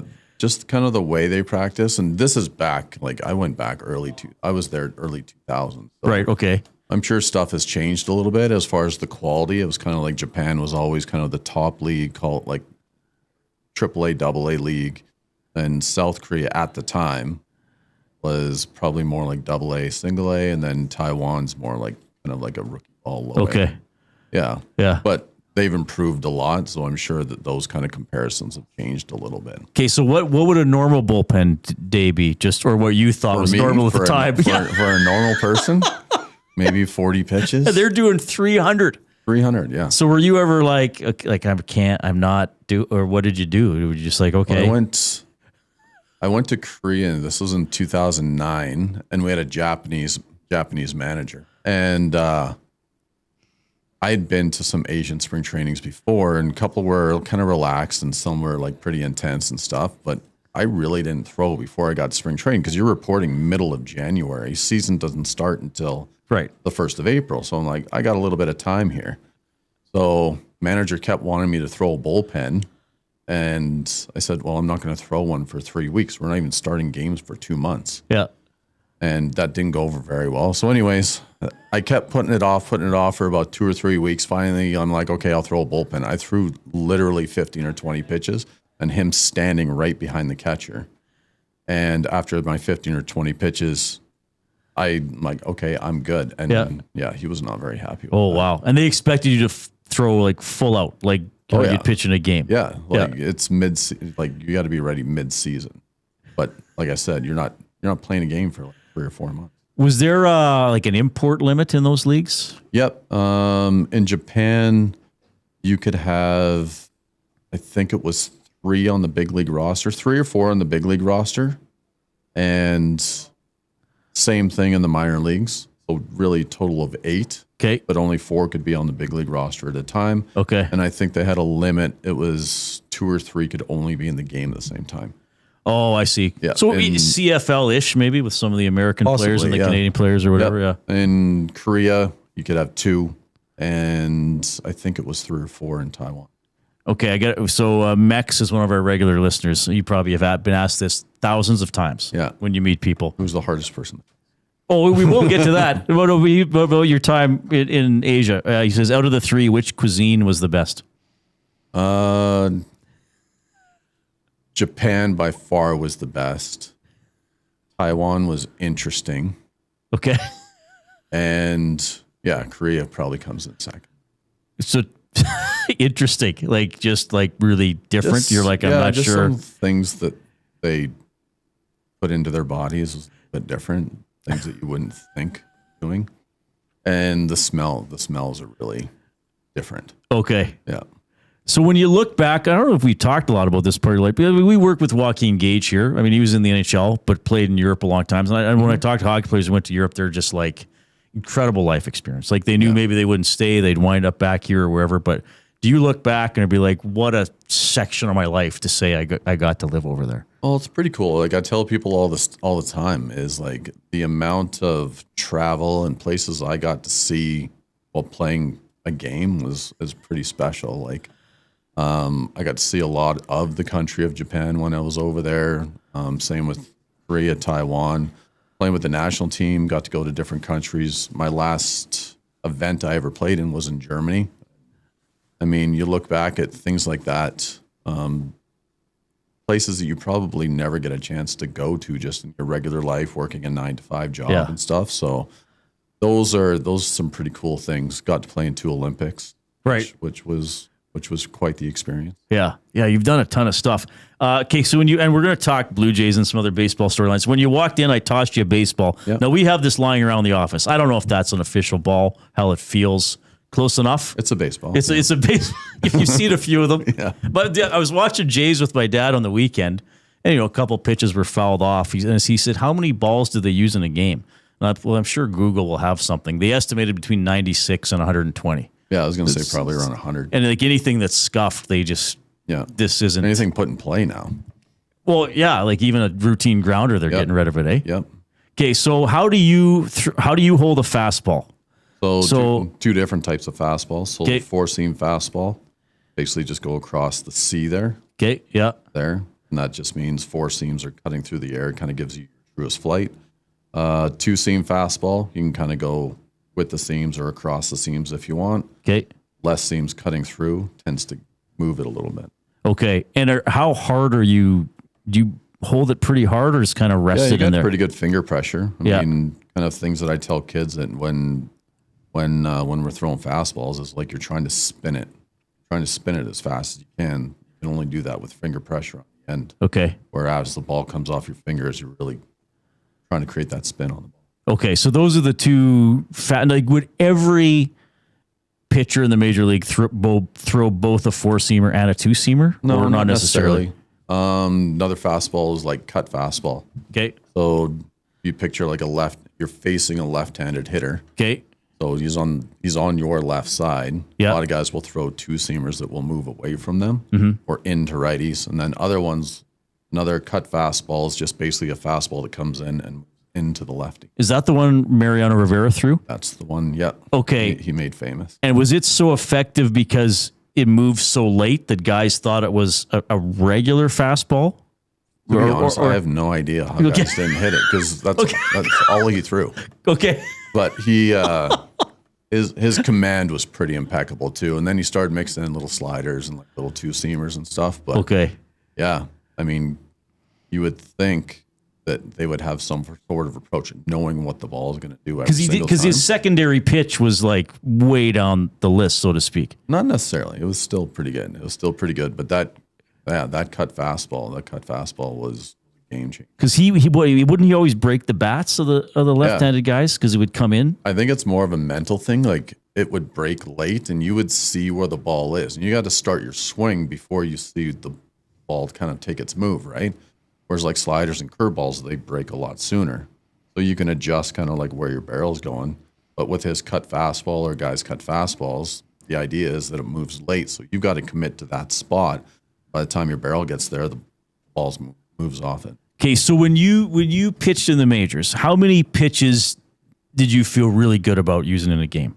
I had a 4-seamer, 2-seamer, slider, curveball, and a changeup. So for me, and I think for probably most guys, it's you kind of just see what you have that day. Okay. And like if you got 3 of them going, it's going to be a pretty good day. If you have 4, it's going to be a really good day. Right. I didn't have many of those, so I usually only had like 1 or 2 going. You had more good days than you're letting on. But yeah, like you're always kind of using your fastball, and then you're trying to determine kind of as a starter, like what your kind of next 2 or 3 pitches are after that. All right. So it's interesting now. How old is the PitchCom? A couple of years? PitchCom, I think they used it in spring training of 26. Was the first time they used it at the major league level. They didn't use it so it's year. really new then. It's really new. This is Okay. the first time that they've used it in season. So, and as I was talking about, and as you know, I watched a lot of sports with my mom and dad, and I've been trying to tell them where the catcher has the device, the little controller. Yeah. Because I think Alejandro Kirk has it kind of Velcroed to his thigh. Oh, yeah. And he'll punch it, and some other guys will keep it on their wrist. You're talking about PitchCom. I was thinking ABS. Yeah, it's been I around. want to talk about ABS too. The PitchCom's been around for a while. The PitchCom's been a little longer. Yeah. So some guys put it on their, most catchers put it on their shin guard. Right. Some pitchers have it on their belt or on their glove. Like I think Scherzer has it on his glove. Oh, really? So if he wants to call a pitch, like he can push the button and Kirk can hear it. He'll override, or he'll tell Kirk, I want to do this. They got to deal with the pitch clock too. And Scherzer, again, throws like quite a few pitches, and if they can't get it and the pitch clock's running down, he'll just punch it in of what he wants to throw. Yeah. Just kind of speed things Do you up. like this? Is it like, could you have imagined working that way when you played? I don't mind it.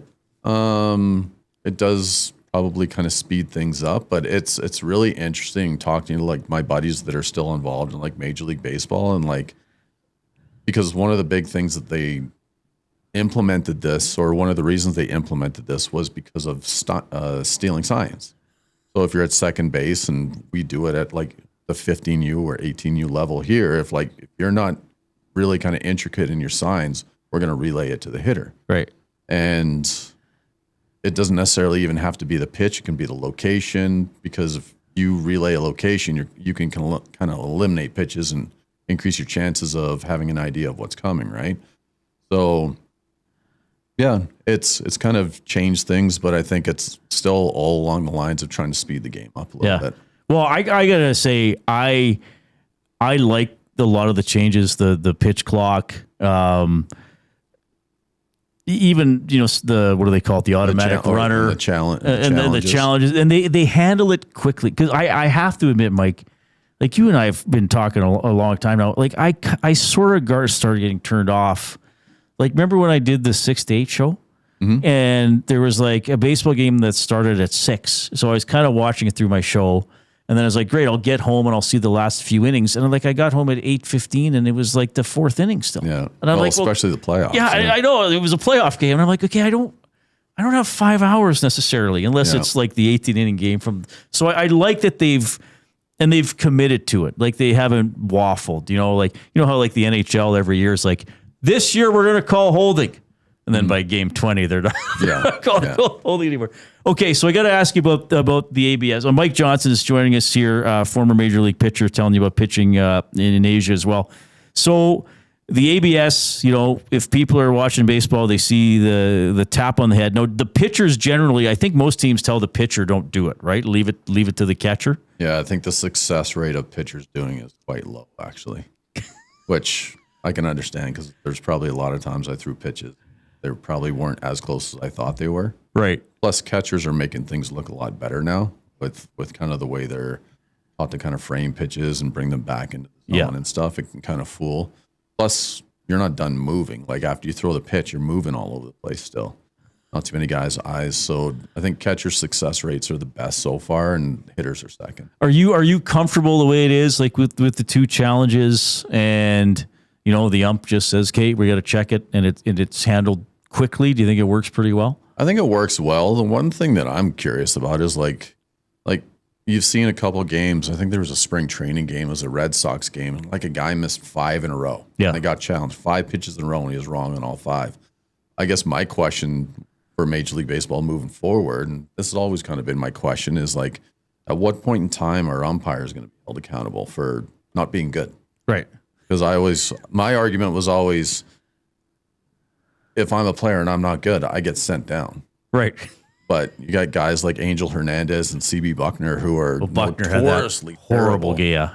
And they've been around for 20-some years. Yeah. Like, you can't tell me that there's not guys in the minor leagues. They're itching to get there that are better than these guys. Yeah. So that's where I would like to see them implement it. Yes, it brings a different aspect to the game as far as like the competition part of it. But like, to me, looking at it from kind of a different perspective is, that accountability of, if you want the best players there, you should have the best officials also. Yeah. Well, I'm sort of, I guess I'm glad. And of course, sometimes you still see, well, it looked like a miss and they didn't challenge or there are challenges. Mm-hmm. But I'm kind of glad and then maybe you pitched in the days, or maybe you're going to tell me I'm wrong, but every ump's like, no, I have a strike zone.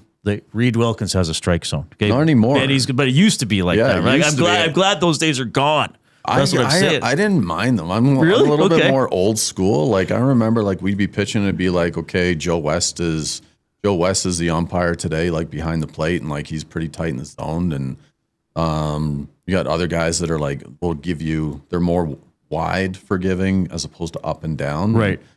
To me, it added like a different aspect. Like, could you imagine like a guy watching Greg Maddux pitch like back in the 90s or early 2000s?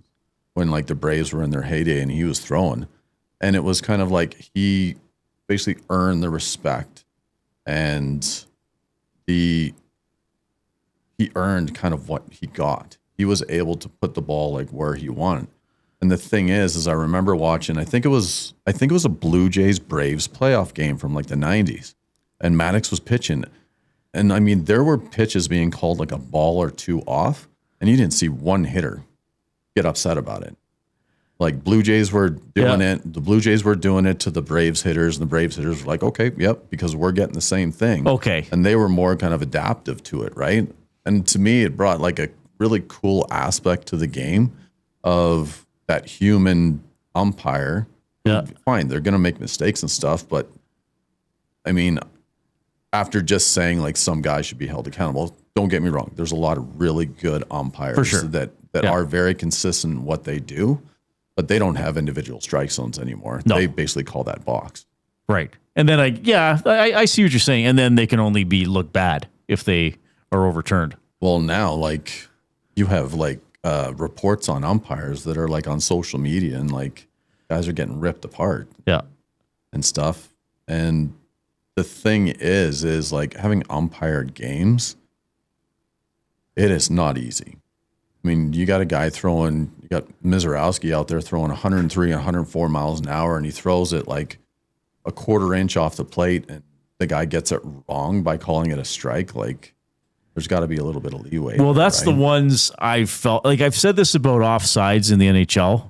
You probably have heard me rant about it before, but I'm at the point now where a lot of the offsides in the NHL prove how good the linesmen are. Yeah. Oh, imagine that. He didn't see a 1/10 of an inch the skate blade. Yeah, and did he have control of the puck? So yeah, they're and all trying that to watch stuff. the skate, and they're trying to watch where the puck is, and like Yeah, it's hard. Like the games move fast. And so that's what it's sometimes when they do the ABS and they'll show it'll be like less than 1/10 of an inch. And I'm like, well, how can you say, like, there's a couple where you might see, it was like he missed by 2 inches. It's like, okay, that doesn't look good on the same up. Thing. I was watching the Blue Jays game. I think it was just 2 or 3 nights ago when Kirk challenged. I think it was the first or second inning.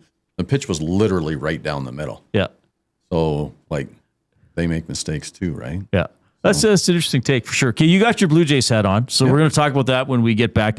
Mike Johnson is here. You got a question for a guy who knows, dare I say, everything about pitching?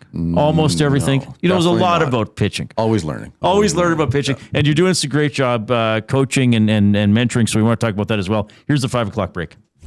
2 guys and a goalie. Dallas Mavericks have put out a bounty on this card. Are you serious? Yeah, so the team has put out a bounty. So whoever pulls this card, they can keep it, and the price will go up and up and up for a long, long time, assuming Cooper Flag is what you think Cooper Flag is going to be. Or you can take the bounty that the Dallas Mavericks are offering. You're taking it. Oh, yeah. 32 years. 2 guys and a goalie, presented by GS Construction. Tuesday and Thursday afternoons at noon, only on Edmonton Sports Talk, your clear choice for Edmonton sports. I know I've been crowding you lately. I want to give you your space. Who are you talking to? Our basement. Need extra space at home? Get it back with Sentinel Storage. Try 4 weeks free. Details at sentinelstorage.ca. Ready to raise the stakes? At Play Alberta, bigger bets and buy-ins are now available for nearly all live dealer games. From blackjack to baccarat, your favorite tables are waiting to deal you in. Whether you're kicking back at home or looking for some fun on the go, now's your chance to enhance your Play Alberta experience with new elevated stakes. Visit playalberta.ca/EST to learn more. That's playalberta.ca/EST. Must be 18 plus to play. If you gamble, use your game sense. The Canadian Brewhouse has a happy hour for any scenario. You finished work early? Happy hour. You finished work because you accidentally hit reply all to the entire company? Big happy hour. Your boss said, great job. Happy hour. Your boss said, per my last email. Ugh, emergency happy hour. You finally closed the big deal. Happy hour. With a huge selection of ice cold drinks and great food, the Canadian Brewhouse has a happy hour for whatever just happened at work. The Canadian Brewhouse. Your day just got happier. River Cree Resort and Casino and CFCW present All Shook Up, an afternoon tribute with the King, featuring 3 of the world's best Elvis tribute artists. August 16th in the venue. Tickets at rivercreeresort.com. River Cree Resort and Casino. Excitement. Bet on it. I know I've been crowding you lately. I want to give you your space. Who are you talking to? Our basement.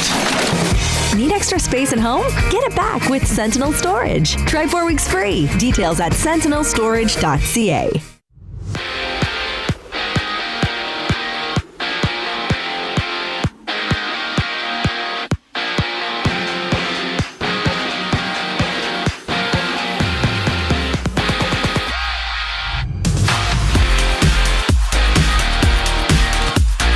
The Blue Jays have made a lineup change ahead of tonight's series opener against the Red Sox, with Okamoto coming out of the lineup due to left knee contusion. That game is going down right now at Rogers Center, with Jameson Taillon on the mound for Toronto and Sonny Gray starting for Boston. That game is 0-0 in the top of the first inning. Elsewhere around the majors tonight, the Mets battle the Braves, the Phillies take on the Cardinals, and the Dodgers square off with the Royals in the late game.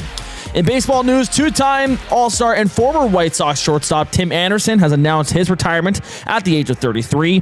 In the NFL, 31-year-old tight end Hunter Henry has agreed to a 2-year, $16 million extension with the New England Patriots. And the Cowboys have locked up defensive tackle Quinnen Williams, signing him to a 3-year extension worth $105.9 million. Over in the WNBA, the Toronto Tempo visit the Atlanta Dream at 6 o'clock, while the Seattle Storm hosts the Chicago Sky later tonight. Final hour of the Reid Wilkins Show starts right now. I'm Ben Thompson, and you're up to date.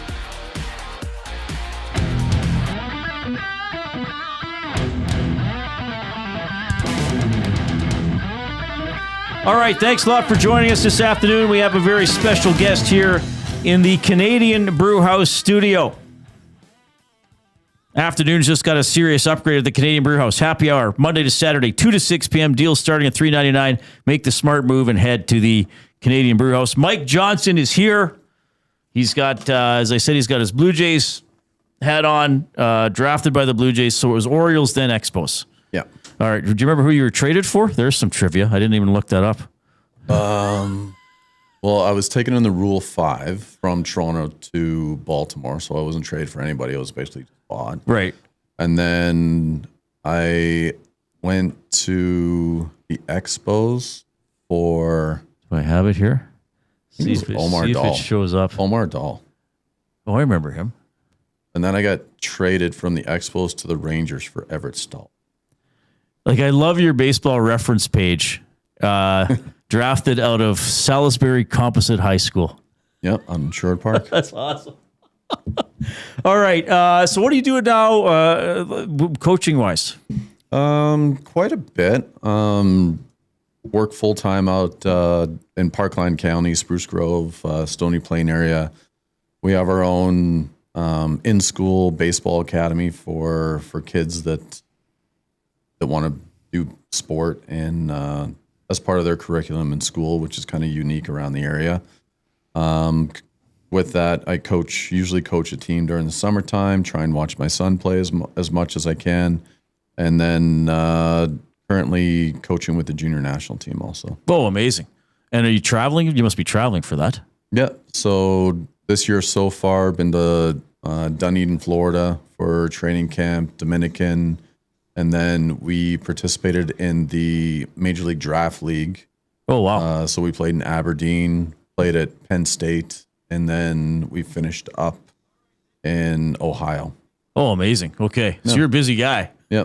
Still traveling a lot. Yeah, should be going to the Dominican here in end of October for a World Qualifier. Oh, incredible. Okay. So what are you on the staff? Are you the pitching coach? Pitching coach. Pitching coach. Okay. So how do you, this might seem like a silly question. Like, how do you compare the coaching these kids are getting now from what you were getting? I mean, you're a former major leaguer coaching these guys. Like, is it just way more ramped up from what you saw when you were a kid? Ramped up, but also it's very good, especially like in our province of Alberta, BC, like in Canada in general, like the level of coaching, the knowledge of coaches on both sides of the ball are greatly improved when I played. Yeah. Yeah. Yeah. How did you get noticed again? I know you told me the story before, but you remember the name Joe Young? Oh, vaguely. Joe Young got drafted by the Blue Jays the same year I did in the 3rd round. Okay. So he was like a monster. He's from Fort Mac, but he was playing down here, playing for Confederation Park. And he was at 18, 17. He was like already 6'4", like 220 pounds. I think he got drafted in the WHL too. Oh, wow. Like he was a big kid. And anyways, there were some scouts there to watch him, and I happened to be pitching against him that day. And obviously he pitched really well. I think we both won complete games. He struck out 17. I struck out 14, and I think I ended up beating him 4-0. Oh, wow. Okay. So, yeah. So then after that game, a couple of guys started kind of following, like scouts started following me a little bit. And then I went at John Fry Park here in Edmonton, I went to a scouting bureau thing, and Pat Gillick was actually there. Right. Okay. And yeah, they just. So did you know you were that good before the scouts, before that game? That's a weird question, because I always thought like I was good. I was always like one of the better players like in the league or like on my team and stuff. And for me, it was just confidence. Like I was always pretty athletic. So like if you ask me the same question, like when I played volleyball in high school or if I did anything else, like I always thought I was like pretty good. And I think it was just more of a confidence type mindset thing. Maybe it was kind of fooling myself a little bit, because once I got drafted and I got into professional baseball, kind of reality hit me, because I wasn't the biggest guy. I was like 6'2", 160 pounds at the time. Okay. And I didn't think much of it until I got drafted. And the average height of the guys that got drafted in the year I did was probably like 6'4", and they were like 190 to 200 pounds. And there's just all these monsters. So we'll put in perspective like the talent that's kind of around the world and around the country, right? And getting back to kind of what you said is like, yes, the coaching's improved, and I think that has really improved the quality of players that are coming out of Canada also. All right. Yeah, that's interesting. So You got a son that's pitching? Yep. What's Ronan, you said? Yep. Great name. Yep. How's he doing? He's doing well. He's going into his senior year this year, so he's got one more year if he chooses not to take a gap year. But yeah, he's coming home from PEI, played with Team Alberta in the Canada Cup this past week, and they ended up getting the bronze medal. And no, he pitched really well. 2 complete games and won one, lost one, but no, he's been doing really well. All right. What's it like? I mean, you're a pitching coach, but what's it like having a son as a pitcher, given your career as a pitcher? Good and bad. Yeah. Yeah. I try not to talk to him about like baseball too much and kind of take more of the role of being a dad and just supporting him and kind of like what he wants to do. And he has questions, which is pretty rare. He might ask me the odd thing, but we also have the luxury of having Shane Dawson, who was also drafted by the Blue Jays and played 7 years with them, who's a coach and pitched with the Blue Jays also. So we got some pretty good baseball pitching knowledge out in Parkland Camp. That's awesome. Like, that's so encouraging. Did you know Sabrowski? Yeah. Yeah. I coached him. Yeah. I coached him when I was working at St. FX Academy. Right. He was still like, I think 7th or 8th grade. But, he was probably already a giant. He was a bigger kid. But no, I'm super happy. I definitely follow him, and yeah, he's obviously had some health issues and stuff, but when he's healthy, he's definitely one of the best pitchers in the league. Yeah, we've had him in both last 2 off seasons. Yeah, he's a character. And Adam, well, you helped me connect me with Adam Macko's coach. Yeah. A few weeks ago. Remember? But unfortunately, I was sad that when the Blue Jays traded him. I was like, oh, we got a local guy at the Blue Jays, on the Blue Jays, or in the system. Yeah. And he got traded. But he's a good prospect too, eh? Yeah. Yeah. He grew up playing in Parkland, actually. So, yeah, there's some pretty good local talent out there right now. All right. A couple more. Thanks for being so generous with the time. You anticipated this question earlier, and yes, it's coming in. And yes, I've asked you this before, but probably every time we have you in, somebody will want to know this. Toughest batter you ever faced? Todd Helton. Easy. It's every time. Because I was a guy that my changeup was like one of my better pitches, and I didn't throw like super hard, especially in today's day. But I could locate all right. But he would hit my fastball the other way, which allowed him to stay on my changeup. And then I think he's like, don't look it up, but all I remember is a lot of loud contact with a couple home runs off of him. Basically, like I would throw and I'm like, I can't get him. Really? Yeah. But he did that to a lot of guys. He is in the Hall of Fame. Yeah, so, he hit a lot of guys pretty hard. Yeah, from what I remember. He was okay. Yeah. So you're on the mound, and you said like you confident guy, but what would you think when he came up? Or a guy like, would you? Oh man, like, he's gonna hit it hard. Just hit it at someone. Just hoping he goes to a fielder, right? Yeah, right. Blue Jays are playing Sonny Gray's pitching. He's 14-2 for the Red Sox, so he's one of the best pitchers this year. I watched quite a bit of Blue Jays up until the World Cup, and then I didn't watch as much, and now I'm watching them again. I know it's going to be tough for them to make the playoffs. Speaking of confidence, I'm going to ask you about a hitter. I just feel when Vladdy goes to the plate, you could almost see it. Like, he's trying to, like, he's only got 7 home runs. I don't think he's hit a home run in Toronto. Like, can that happen to a guy just for the whole season? It just, something's not right, or, you know what I mean? Yeah.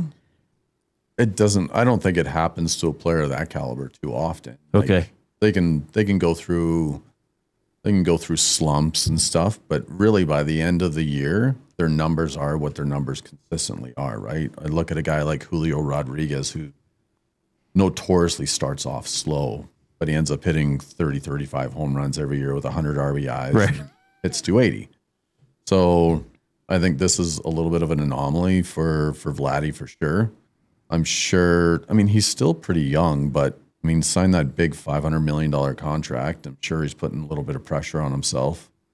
And there's probably some guys out there that probably take some pressure off because they're locked in for 10 years and stuff. But no, I'm only speculating and I can't say for sure, but you got a guy like that who wants to put the team on his back and probably pressing too much, which probably hurt him earlier on in the season. Now he's trying to get out of it, and he's probably just kind of spinning his wheels trying to figure it out. Yeah.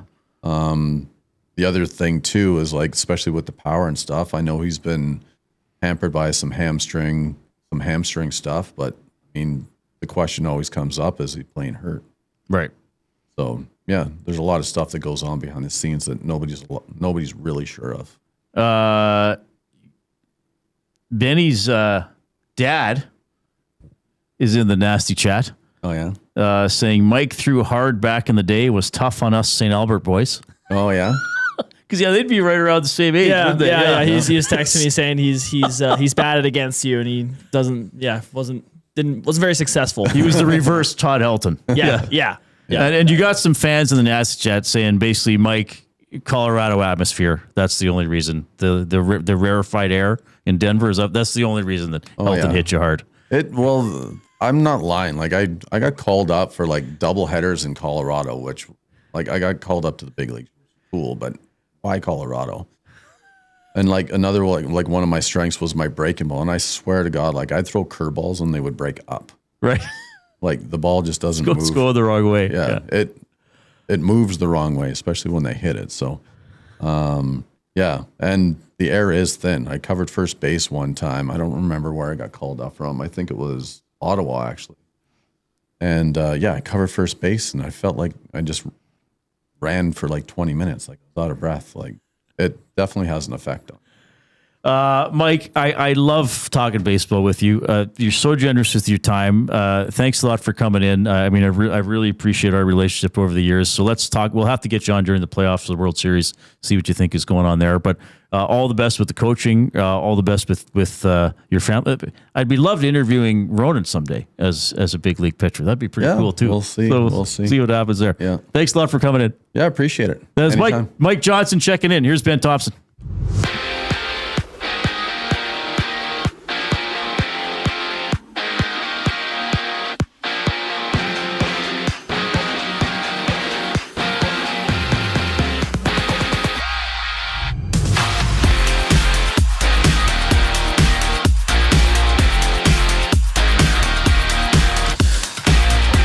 The Blue Jays have made a lineup change ahead of their series opener against the Red Sox, with Okamoto coming out of the lineup due to left knee contusion.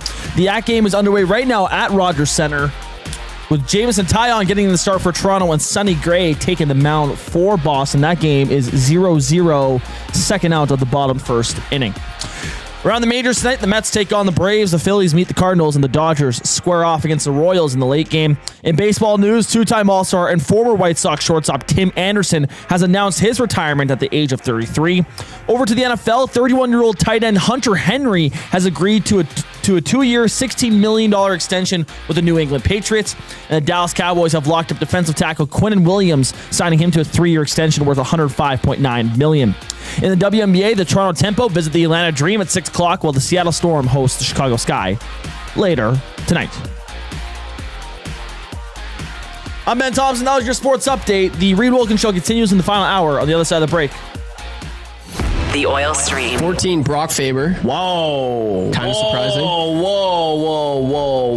No. I'm high on Brock Faber. He's not better than... I understand why they have him over Lacombe, because Brock Faber was actually playing minutes for that U.S. national team. But I think I still take Yossi over him. The oil stream, presented by Boston Pizza. Monday, Wednesday, and Friday afternoons at noon. Only on Edmonton Sports Talk. Your clear choice for Edmonton sports. One moment, you're driving to work. The next, you're facing serious injuries, mounting paperwork, and insurance companies focused on their bottom line. That's where you want Rick Mallett and the team at Hammer Injury Law on your side. For more than 35 years, Rick has helped injured Albertans stand up to insurance companies and pursue the compensation they deserve, with no legal fees unless your case is successful. Serious injuries need the Hammer.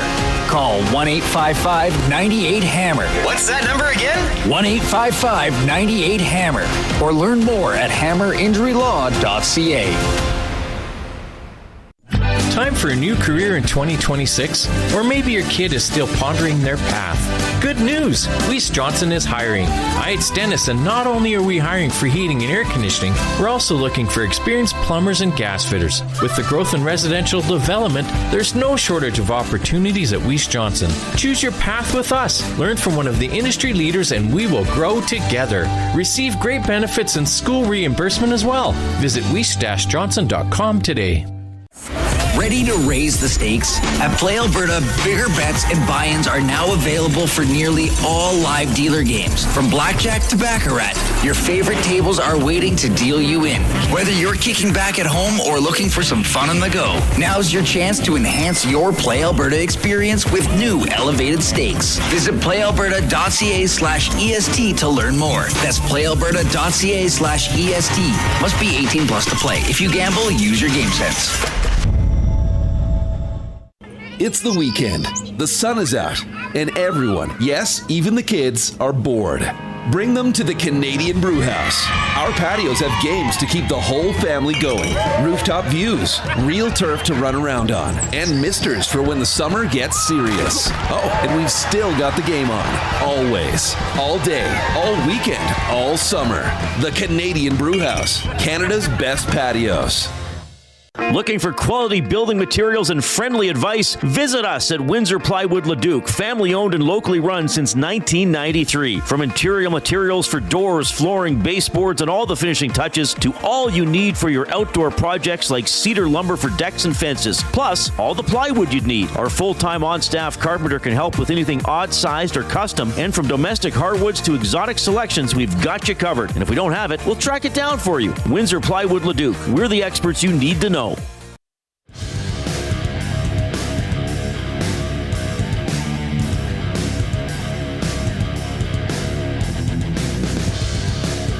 All right, great to have Mike Johnson in studio. Pitched in the big leagues, pitched in, what did he say, Japan, Taiwan, and South Korea. Coaching with the junior national team, coaching at Parkland Academy. Fired up indeed for Gemco Fireplaces, proudly serving Edmonton and area for 45 years. The authorized dealer for Napoleon Fireplaces. Whether it's gas or wood burning, look no further than Canadian-made Napoleon Fireplaces. All the Napoleon products you need are available at Gemco, 9281 50th Street. Ben Thompson sliding over from the technical desk to join me here at the main studio desk. What do you think of? You probably didn't know much about Mike. No, I didn't. It was nice to hear what he had to say. I mean, I like understanding kind of the behind the scenes and kind of what's going on in the professional athlete's mind. Yeah. And so being able to give that perspective was really cool. And I'm just getting text from my dad saying, "Oh yeah, he pitched real hard growing up. He was a stud growing up." Here, well, yeah, like that's a pretty cool story about how he got noticed. Scouts came to Edmonton to scout somebody else who did get drafted. Yeah, and Mike's pitching against him, and it's like, oh, this Johnson guy's pretty cool. Pretty good too. So your dad, pretty sure he batted against unsuccessfully. Yes, against Mike. Yes. Did you know about some of the grips and stuff? I find that fascinating. I think like my all dad, the little details and stuff like that. My dad taught me when I was growing up or something, but I haven't played baseball in a while to remember them. But yeah, when Mike was talking about it, it was ringing a bell. Yeah. I find the whole pitcher batter showdown very fascinating. So he talked about, it's funny what Mike said about Mariano Rivera, like the greatest reliever of all time. But he said, I don't know how guys didn't hit him. Right. Like they knew what was coming. But I guess that's how great Rivera was. It's like it's like when people argue with me about the Oilers' power play. Like, well, don't pass it to Leon. Right. Like, but he can still score even when he knows it's coming. But that's what I love about watching baseball is this. I mean, we got it now. Blue Jays, Red Sox, no score, top of the second. I mean, the batter knows the repertoire of the pitcher. The pitcher knows where the batter, what his hot zones and his cold zones are, but then you still got to react and you're still trying to outthink the guy and then you still got to execute the play. That's one of the fun things about watching baseball, right? And then sometimes you'll see a batter's just like, oh, we got totally fooled. And he must just be thinking like, I should have known. Baseball is one of those, like, obviously like a lot of sports rely on your, the mental side of it. But this one, I think more than any other is just so like, sometimes some guys just match you up perfectly, and it's just like, what do you do? And there's a challenge. Did the call that a strike? That was confirmed. That was a bad challenge by Valenzuela. Oh. It was stupid. A ball, and he challenged. It was way above the strike zone. How different is this Jays team from like 6 months ago? Well, quite a bit. I mean, that Bateman kid debuted. Yeah. I thought this guy's young, right? Or is that Sanchez? I think so. Yeah. Yeah, but he's been up most of the year. Yeah. There was some name I thought one of you guys said on an update today. I was like, wait a minute, who's that? What's my update? Was it somebody else that's starting in the field? I don't know. That would have been, I think Zach had that in his update. Oh, okay. But yeah, I mean, they traded some guys. They've had some players get injured. I mean, Barger's hardly played this year. Right. Well, Okamoto's now is a little banged up. Yep. Vladdy's had some issues and had to miss some time. I don't think they're going to make the playoffs. I know they're 3.5 out, I think, but they have to pass like half the American League pretty much. Yeah, this is a really tough stretch for them. I mean, they went into Philly and won. The Philly series was the start of the tough stretch. Yes, they win 2 out of 3. Yes. Did they really make up any ground? No, because that's not great. It's sad, man. Like watching that Jays run last year was just it was so nice to watch. I just remember Halloween night, Blue Jays losing Game 7, and I actually was heartbroken watching that game. I had the dual TV set up I was working a pre and post game that night. Oh yeah, that was the Yeah, I was at the game. Oilers, they were putting Blackhawks. Yeah. I don't remember. So they were putting the game up on the big screen. I think I might have had it on my phone a little bit. Yeah. The second intermission, I stood and watched, and then I don't remember how I watched the end of the game because they beat Chicago in overtime. I might have had it on my phone or my laptop. Yeah. And because I still wanted to watch the Oilers game because I'm like, well, I'm expected to report on this. Yes. I'm expected to go on the post-game show and talk about it, not be like, I don't know what happened. I just watched Blue Jays, but it was you could see people in the stands like at the hockey game, holding their phones or pointing down to their phones.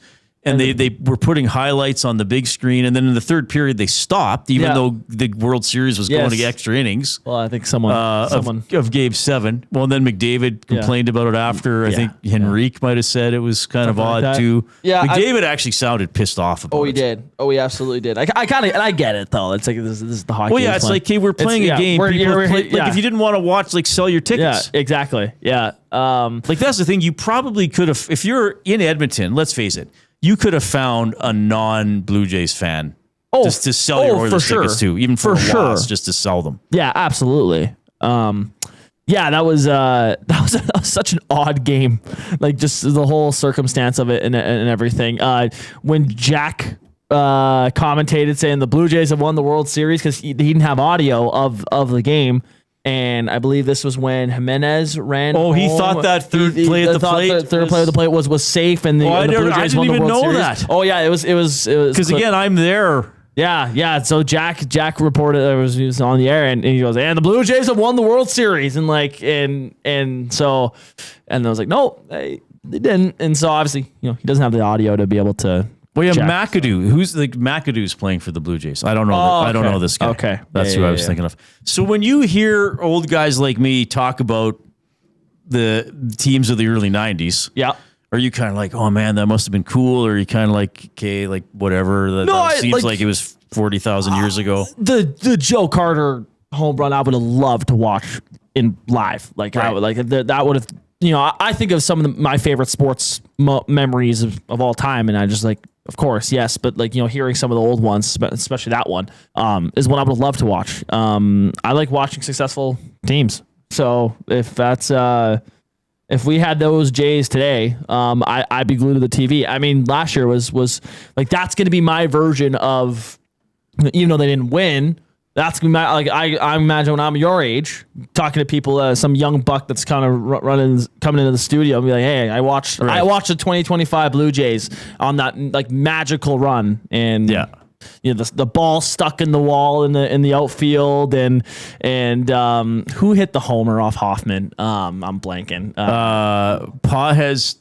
What was it? Didn't Pages tied and Will Smith won it? I was going to say Rojas. Rojas. Yeah, Rojas. Sorry. It was Rojas. Rojas hits a home run. Who was it that made was it Pages that made the catch? Yes. When he bumped into the other guy. And still, right. Like that will always be like I lived and saw that live, and just, it was sad. But those are all that stuff, like the history and all that, those moments I would have liked to watch for sure.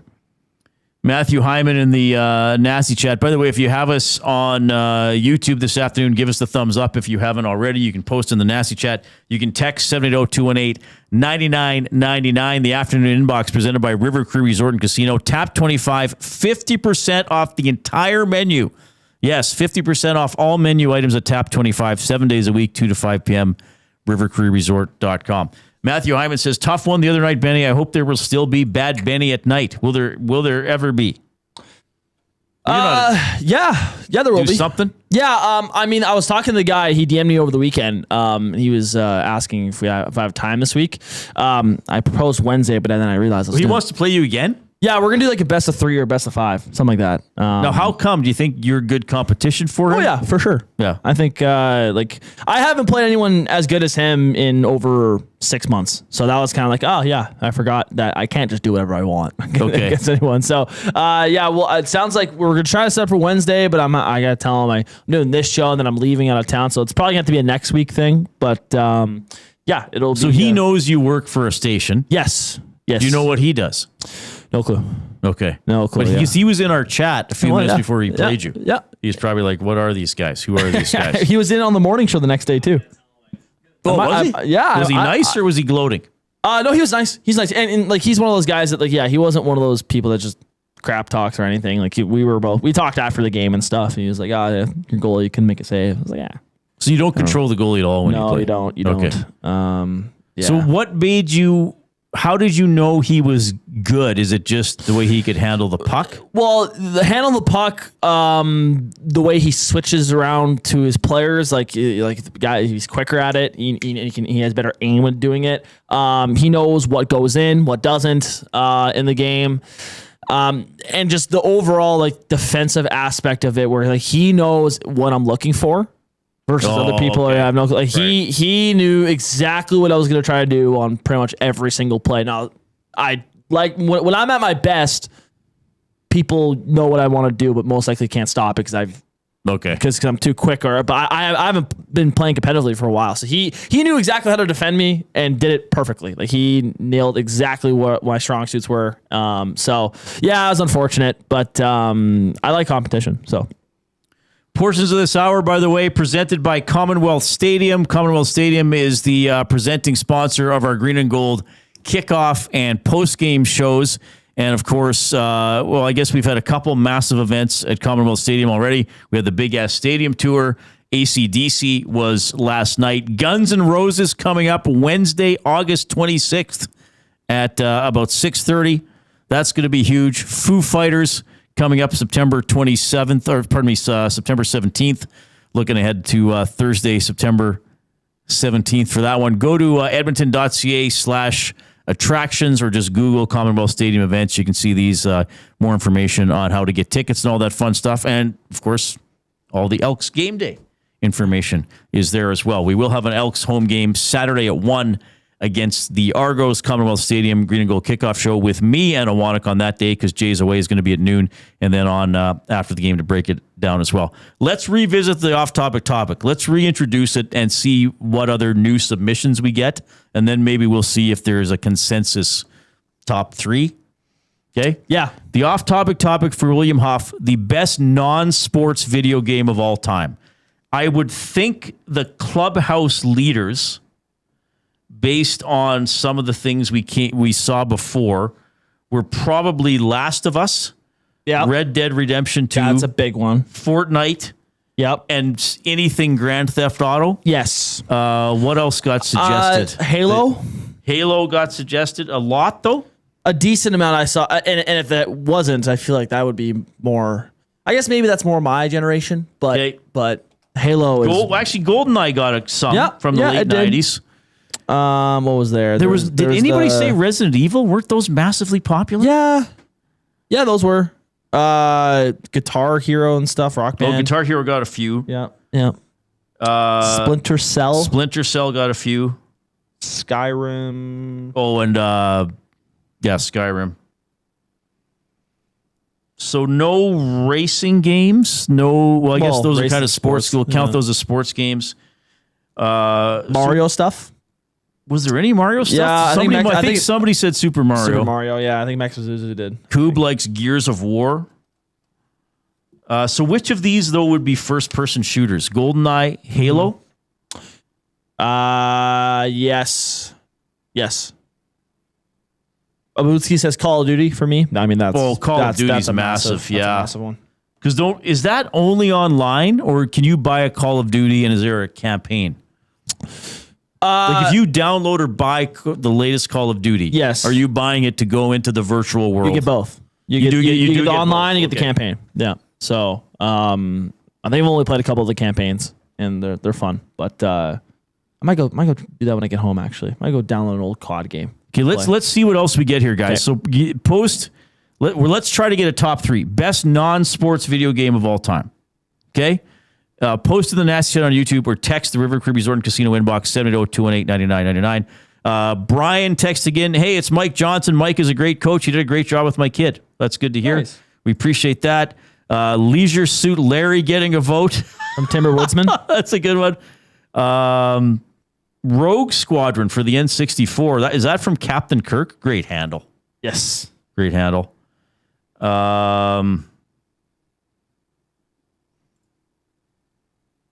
Yeah, Rogue Squad. I don't know if I remember Rogue Squadron. I don't.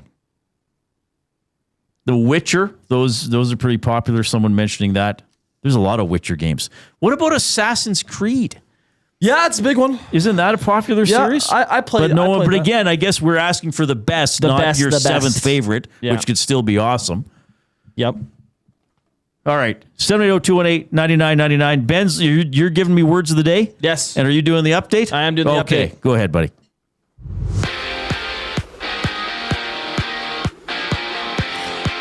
The Blue Jays have made a lineup change ahead of their series opener against the Red Sox with Okamoto scratched due to left knee contusion. That game is already underway at Rogers Center with Jameson Taillon starting for Toronto and Sonny Gray getting the ball for Boston. Around MLB tonight, the Mets and Braves go head-to-head. The Phillies face the Cardinals, and the Dodgers take on the Royals in the late matchup. In baseball news, two-time All-Star and former White Sox shortstop Tim Anderson has announced his retirement at 33 years old. In the NFL, Patriots tight end Hunter Henry has agreed to a 2-year, $16 million contract extension. The 31-year-old will remain in New England. And the Dallas Cowboys have signed defensive tackle Quinnen Williams to a 3-year extension worth $105.9 million. 2 games are on the WNBA schedule tonight, with the Toronto Tempo visiting the Atlanta Dream at 6 o'clock. Later, the Seattle Storm hosts the Chicago Sky.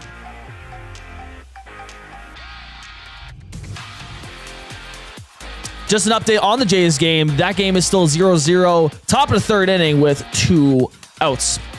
I'm Ben Thompson. That's your sports update. Words of the day on the other side of the break. EST Afternoons. Rankin had a great start to the season. He's tailed off. The MOP race is down to 2 guys. It's Alexander and Philpott, right? Absolutely. I mean, lots can change, right? If I'm a Montreal voter, I frankly don't know where I would cast my vote right now. But it's kind of a shame that with this award system that we have in the CFL, that it can't just be a national vote. EST Afternoons, weekday afternoons 1 to 3, only on Edmonton Sports Talk. Your clear choice for Edmonton sports. At Firehouse Subs, our subs are freshly toasted, stacked high, and crafted to satisfy. Each sub is piled high with premium meats, melty cheese, and toasted to perfection. Firehouse Subs brings bold flavor to every bite, all served on a freshly toasted roll. But we're not just feeding Edmonton, we're fueling it. Dig into the brisket hat trick, piled with slow-smoked brisket and melty cheese. Or go to the Firehouse Subs fan favorite, the Hook and Ladder. Made to order with smoked turkey, honey ham, and Monterey Jack cheese on a perfectly toasted roll. With 15 Firehouse Sub locations across Edmonton and the greater area, it's easy to grab a hot and hearty sub close to home. Firehouse Subs. Hot, hearty, made to satisfy. River Cree Resort and Casino and CFCW present All Shook Up, an afternoon tribute with the King, featuring 3 of the world's best Elvis tribute artists. August 16th in the venue. Tickets at rivercreeresort.com. River Cree Resort and Casino. Excitement. Bet on it. Hi there. If you're like me, you like to picture yourself in luxury, even though there's absolutely no way you could afford it. And if you can, well, even better. Thankfully, I picture myself in something that is luxury, but still absolutely affordable, like the all-new Mazda CX-90 from Park Mazda. With the new luxury features like facial recognition settings and quilted detail Napa leather seating, I can pretend to be comfortable with all of my proper settings activated without even touching a button, thanks to Mitch Lewicki and the great staff at Park Mazda. I like to picture Mitch Lewicki as a ninja fighting off evil samurai. Park Mazda, your dealer for life in Sherwood Park off Y Road, parkmazda.ca. Your brand deserves more than just a whisper, it deserves a buzz. At the Hive Product Marketing, they specialize in promotional products that bring the buzz. From eye-catching giveaways to unforgettable keepsakes, they got the perfect products to make your brand stand out and get noticed. Visit the Hive Product Marketing and let them create the buzz your business deserves. The Hive Product Marketing, the official merch partner of Edmonton Sports Talk. Visit them online at thehiveproductmarketing.com. Looking for a winning strategy for your retirement? Contact me, Joaquin Gage at K4 Financial, where expertise meets dedication. I will always look for a careful approach to your retirement, ensuring your financial future is secure. From tailored strategies to clear, actionable advice, I'm here to guide you every step of the way. Don't leave your future to chance. Get in touch with me, Joaquin Gage, today at k4financial.ca or email joaquin.gage@k4financial.ca to start planning for a brighter future and a more secure retirement. All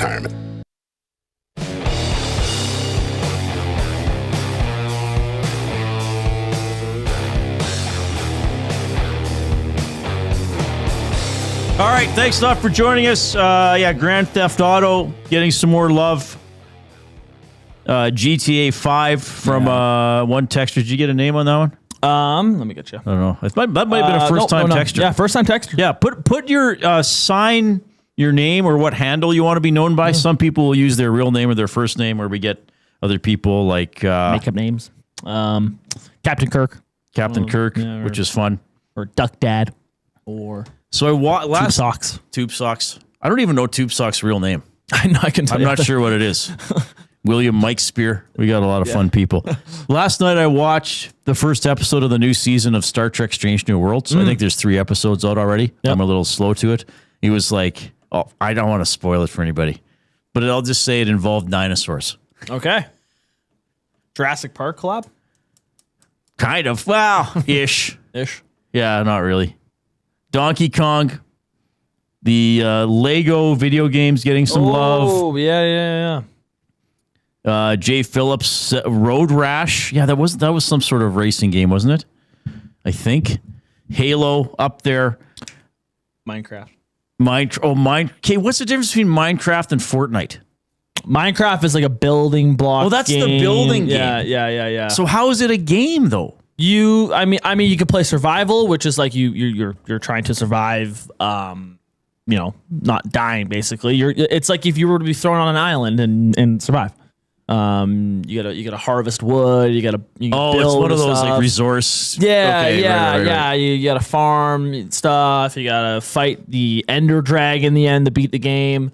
But then if you choose creative, you can just like grab whatever blocks you want and build whatever you want. So okay, so I'm gonna make a call here, and then you can contribute, and Barrick, you can as well if you want to, or you can just shush me away if you think. I get a lot of this from my colleagues, especially the young guys. It's like, Reid, just go. We'll talk to you later. Now, I'm judging this by 2 ways, and this is totally informal. It's for fun. The off-topic topic for William Huff. Greatest non-sports video game of all time. Mm-hmm. I base this not just on the number of texts we receive, but I also go by the enthusiasm of the texter or the poster. Right. And I feel like the people who mentioned Red Dead Redemption 2 were really committed. That's a passionate one for people. So I'd be almost tempted to put that number 1. I don't hate it.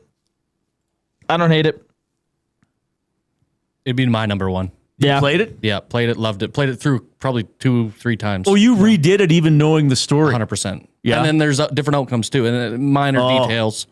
But you can play it different ways, and you can have different experiences throughout the game. It's very interactive. It's very cool. And is that the one? I thought one of my buddies played, and he said he finished it, and then the epilogue was another 2 or 3 hours or something. If not more. Oh, so yeah. So you're done, and then the game's like, you know what? We love you so much. We're gonna give you some more. Kind of, but it's also a prequel to the first Red Dead Redemption. So you play through as John in the first Red Dead, then you play through as Arthur before all of this. So the epilogue kind of gives you a little bit of prequel to John to lead into the first game, however many years before. Okay, maybe really stupid question. Do you need to play Red Dead Revolver and Red Dead Redemption 1? Absolutely not. Just play 2. Yeah. You just say just play 2. But after that, I bet you grow an appetite to go back and get 1 and play through that. But it wouldn't be as good. Wouldn't be as good, but I mean, that's how I did it personally. I was a little bit too young to play Red Dead, the first one. Okay. And Revolver was something I've heard about much later than that. Yeah, it's probably 20 years old now. So I probably wouldn't have been as in depth of these ones. So did you play? I've never been a Red Dead guy. Like, I'd never tried it, but from everyone that I've heard that's played it, they've all spoken very passionately about it, that they love it. I think Last of Us is up there, 1 and 2. Mm-hmm. I'm not sure what would round out the top 3. Maybe Fortnite. Like for my generation, I think it had all of us like in a chokehold there for a while. Took the world by storm. Yeah. Yeah. So I would have it on my, for my personal one, it would be Fortnite, Minecraft, and I'd give Red Dead its flowers, even though I haven't played it. That's probably my 3.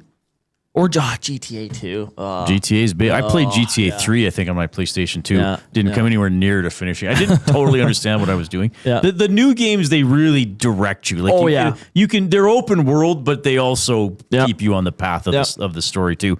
Edmonton Sports Talk presented by Play Alberta. When you bet with Play Alberta, you give back to Alberta. That's because it's the only app in the province that puts all revenue directly back into supporting programs and services that Albertans rely on every day. So next time you place a wager on your favorite team, know that you're also making a difference across the province through Alberta's General Revenue Fund. Visit playalberta.ca/EST to learn more. Have to be 18 and older to play, and if you gamble, use your game sense. Words of the day. The word of the day with Reid and Jay. Oh, I'm sorry. Did I break your concentration? What do they got to say? Say what again? Say what again? I dare you. Let's find out. English, do you speak it? I got to read this from Spency You know 5 what I'm Centsy. The saying? only thing that would make Red Dead 2 is they need to give you a dirt bike or a Jeep to ride around in. The horses are too damn slow. So the traversal is you got to get on a horse and go from location to location. Makes you miss GTA. So that does get a little tedious. Yeah, at times. But there's also a fast travel option, which if you have a big hike, you just set up tent and it's a couple clicks away. Okay. Yeah, the horse is not a motorbike. What about Death Stranding? Did you not have to walk with every stride? I think walking was in itself part of the game. Yeah. Because you're in some kind of an exosuit or something, and I think you had to like L2, R2, L2, then you would fall. All right. Sorry. I'm just all over the place. That's okay. This is Words of the Day, Abutsky edition number 53. Uh-oh. Shout out to Abutsky. Your first word is mercurial. Mercurial. Yeah, mercurial. Mercurial. And I believe this means kind of, I think this is like kind of difficult to deal with. Or like you don't know what you're gonna get from somebody. It's like right there. I'll give you the sentence. Okay, and we'll see if you pick up. The players became wary of the mercurial new coach's tendencies to go from telling a humorous story to leveling tough criticism. Yeah, it's like your personality's all over the place. Like you fluctuate a lot. Yeah. It was. So I was kind of going like you don't know what to expect from someone. Yeah. Subject to sudden, unpredictable changes in mood, mind, or behavior. Yeah. It can also mean lively or quick-witted. So there you go. Okay. What are you giving me? 2 for 2.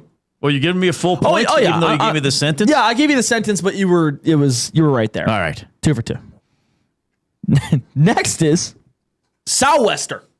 Sou'wester. Sou'wester. Oh, okay. Can I do the definition first? Sure. Yeah. This is a southwestern wind, like a nor'wester. This is a sou'wester. Yeah, I'll give that to you. Yeah, a traditional waterproof hat with a extended back brim worn. Well, by that's not what I said at all. Sorry. No, that's not what I said at all. No, that's not what I said at all. I saw stormy weather in fishermen and with this, so that's not right. Okay, Souwester. Sou'wester. Like you're right there. SOU. No, but like WESTER. That is. Is there an apostrophe? Is there an apostrophe after the U?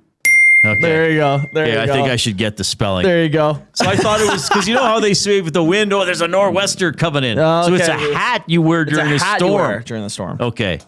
Well, sorry, I scared that of Babitsky. All right.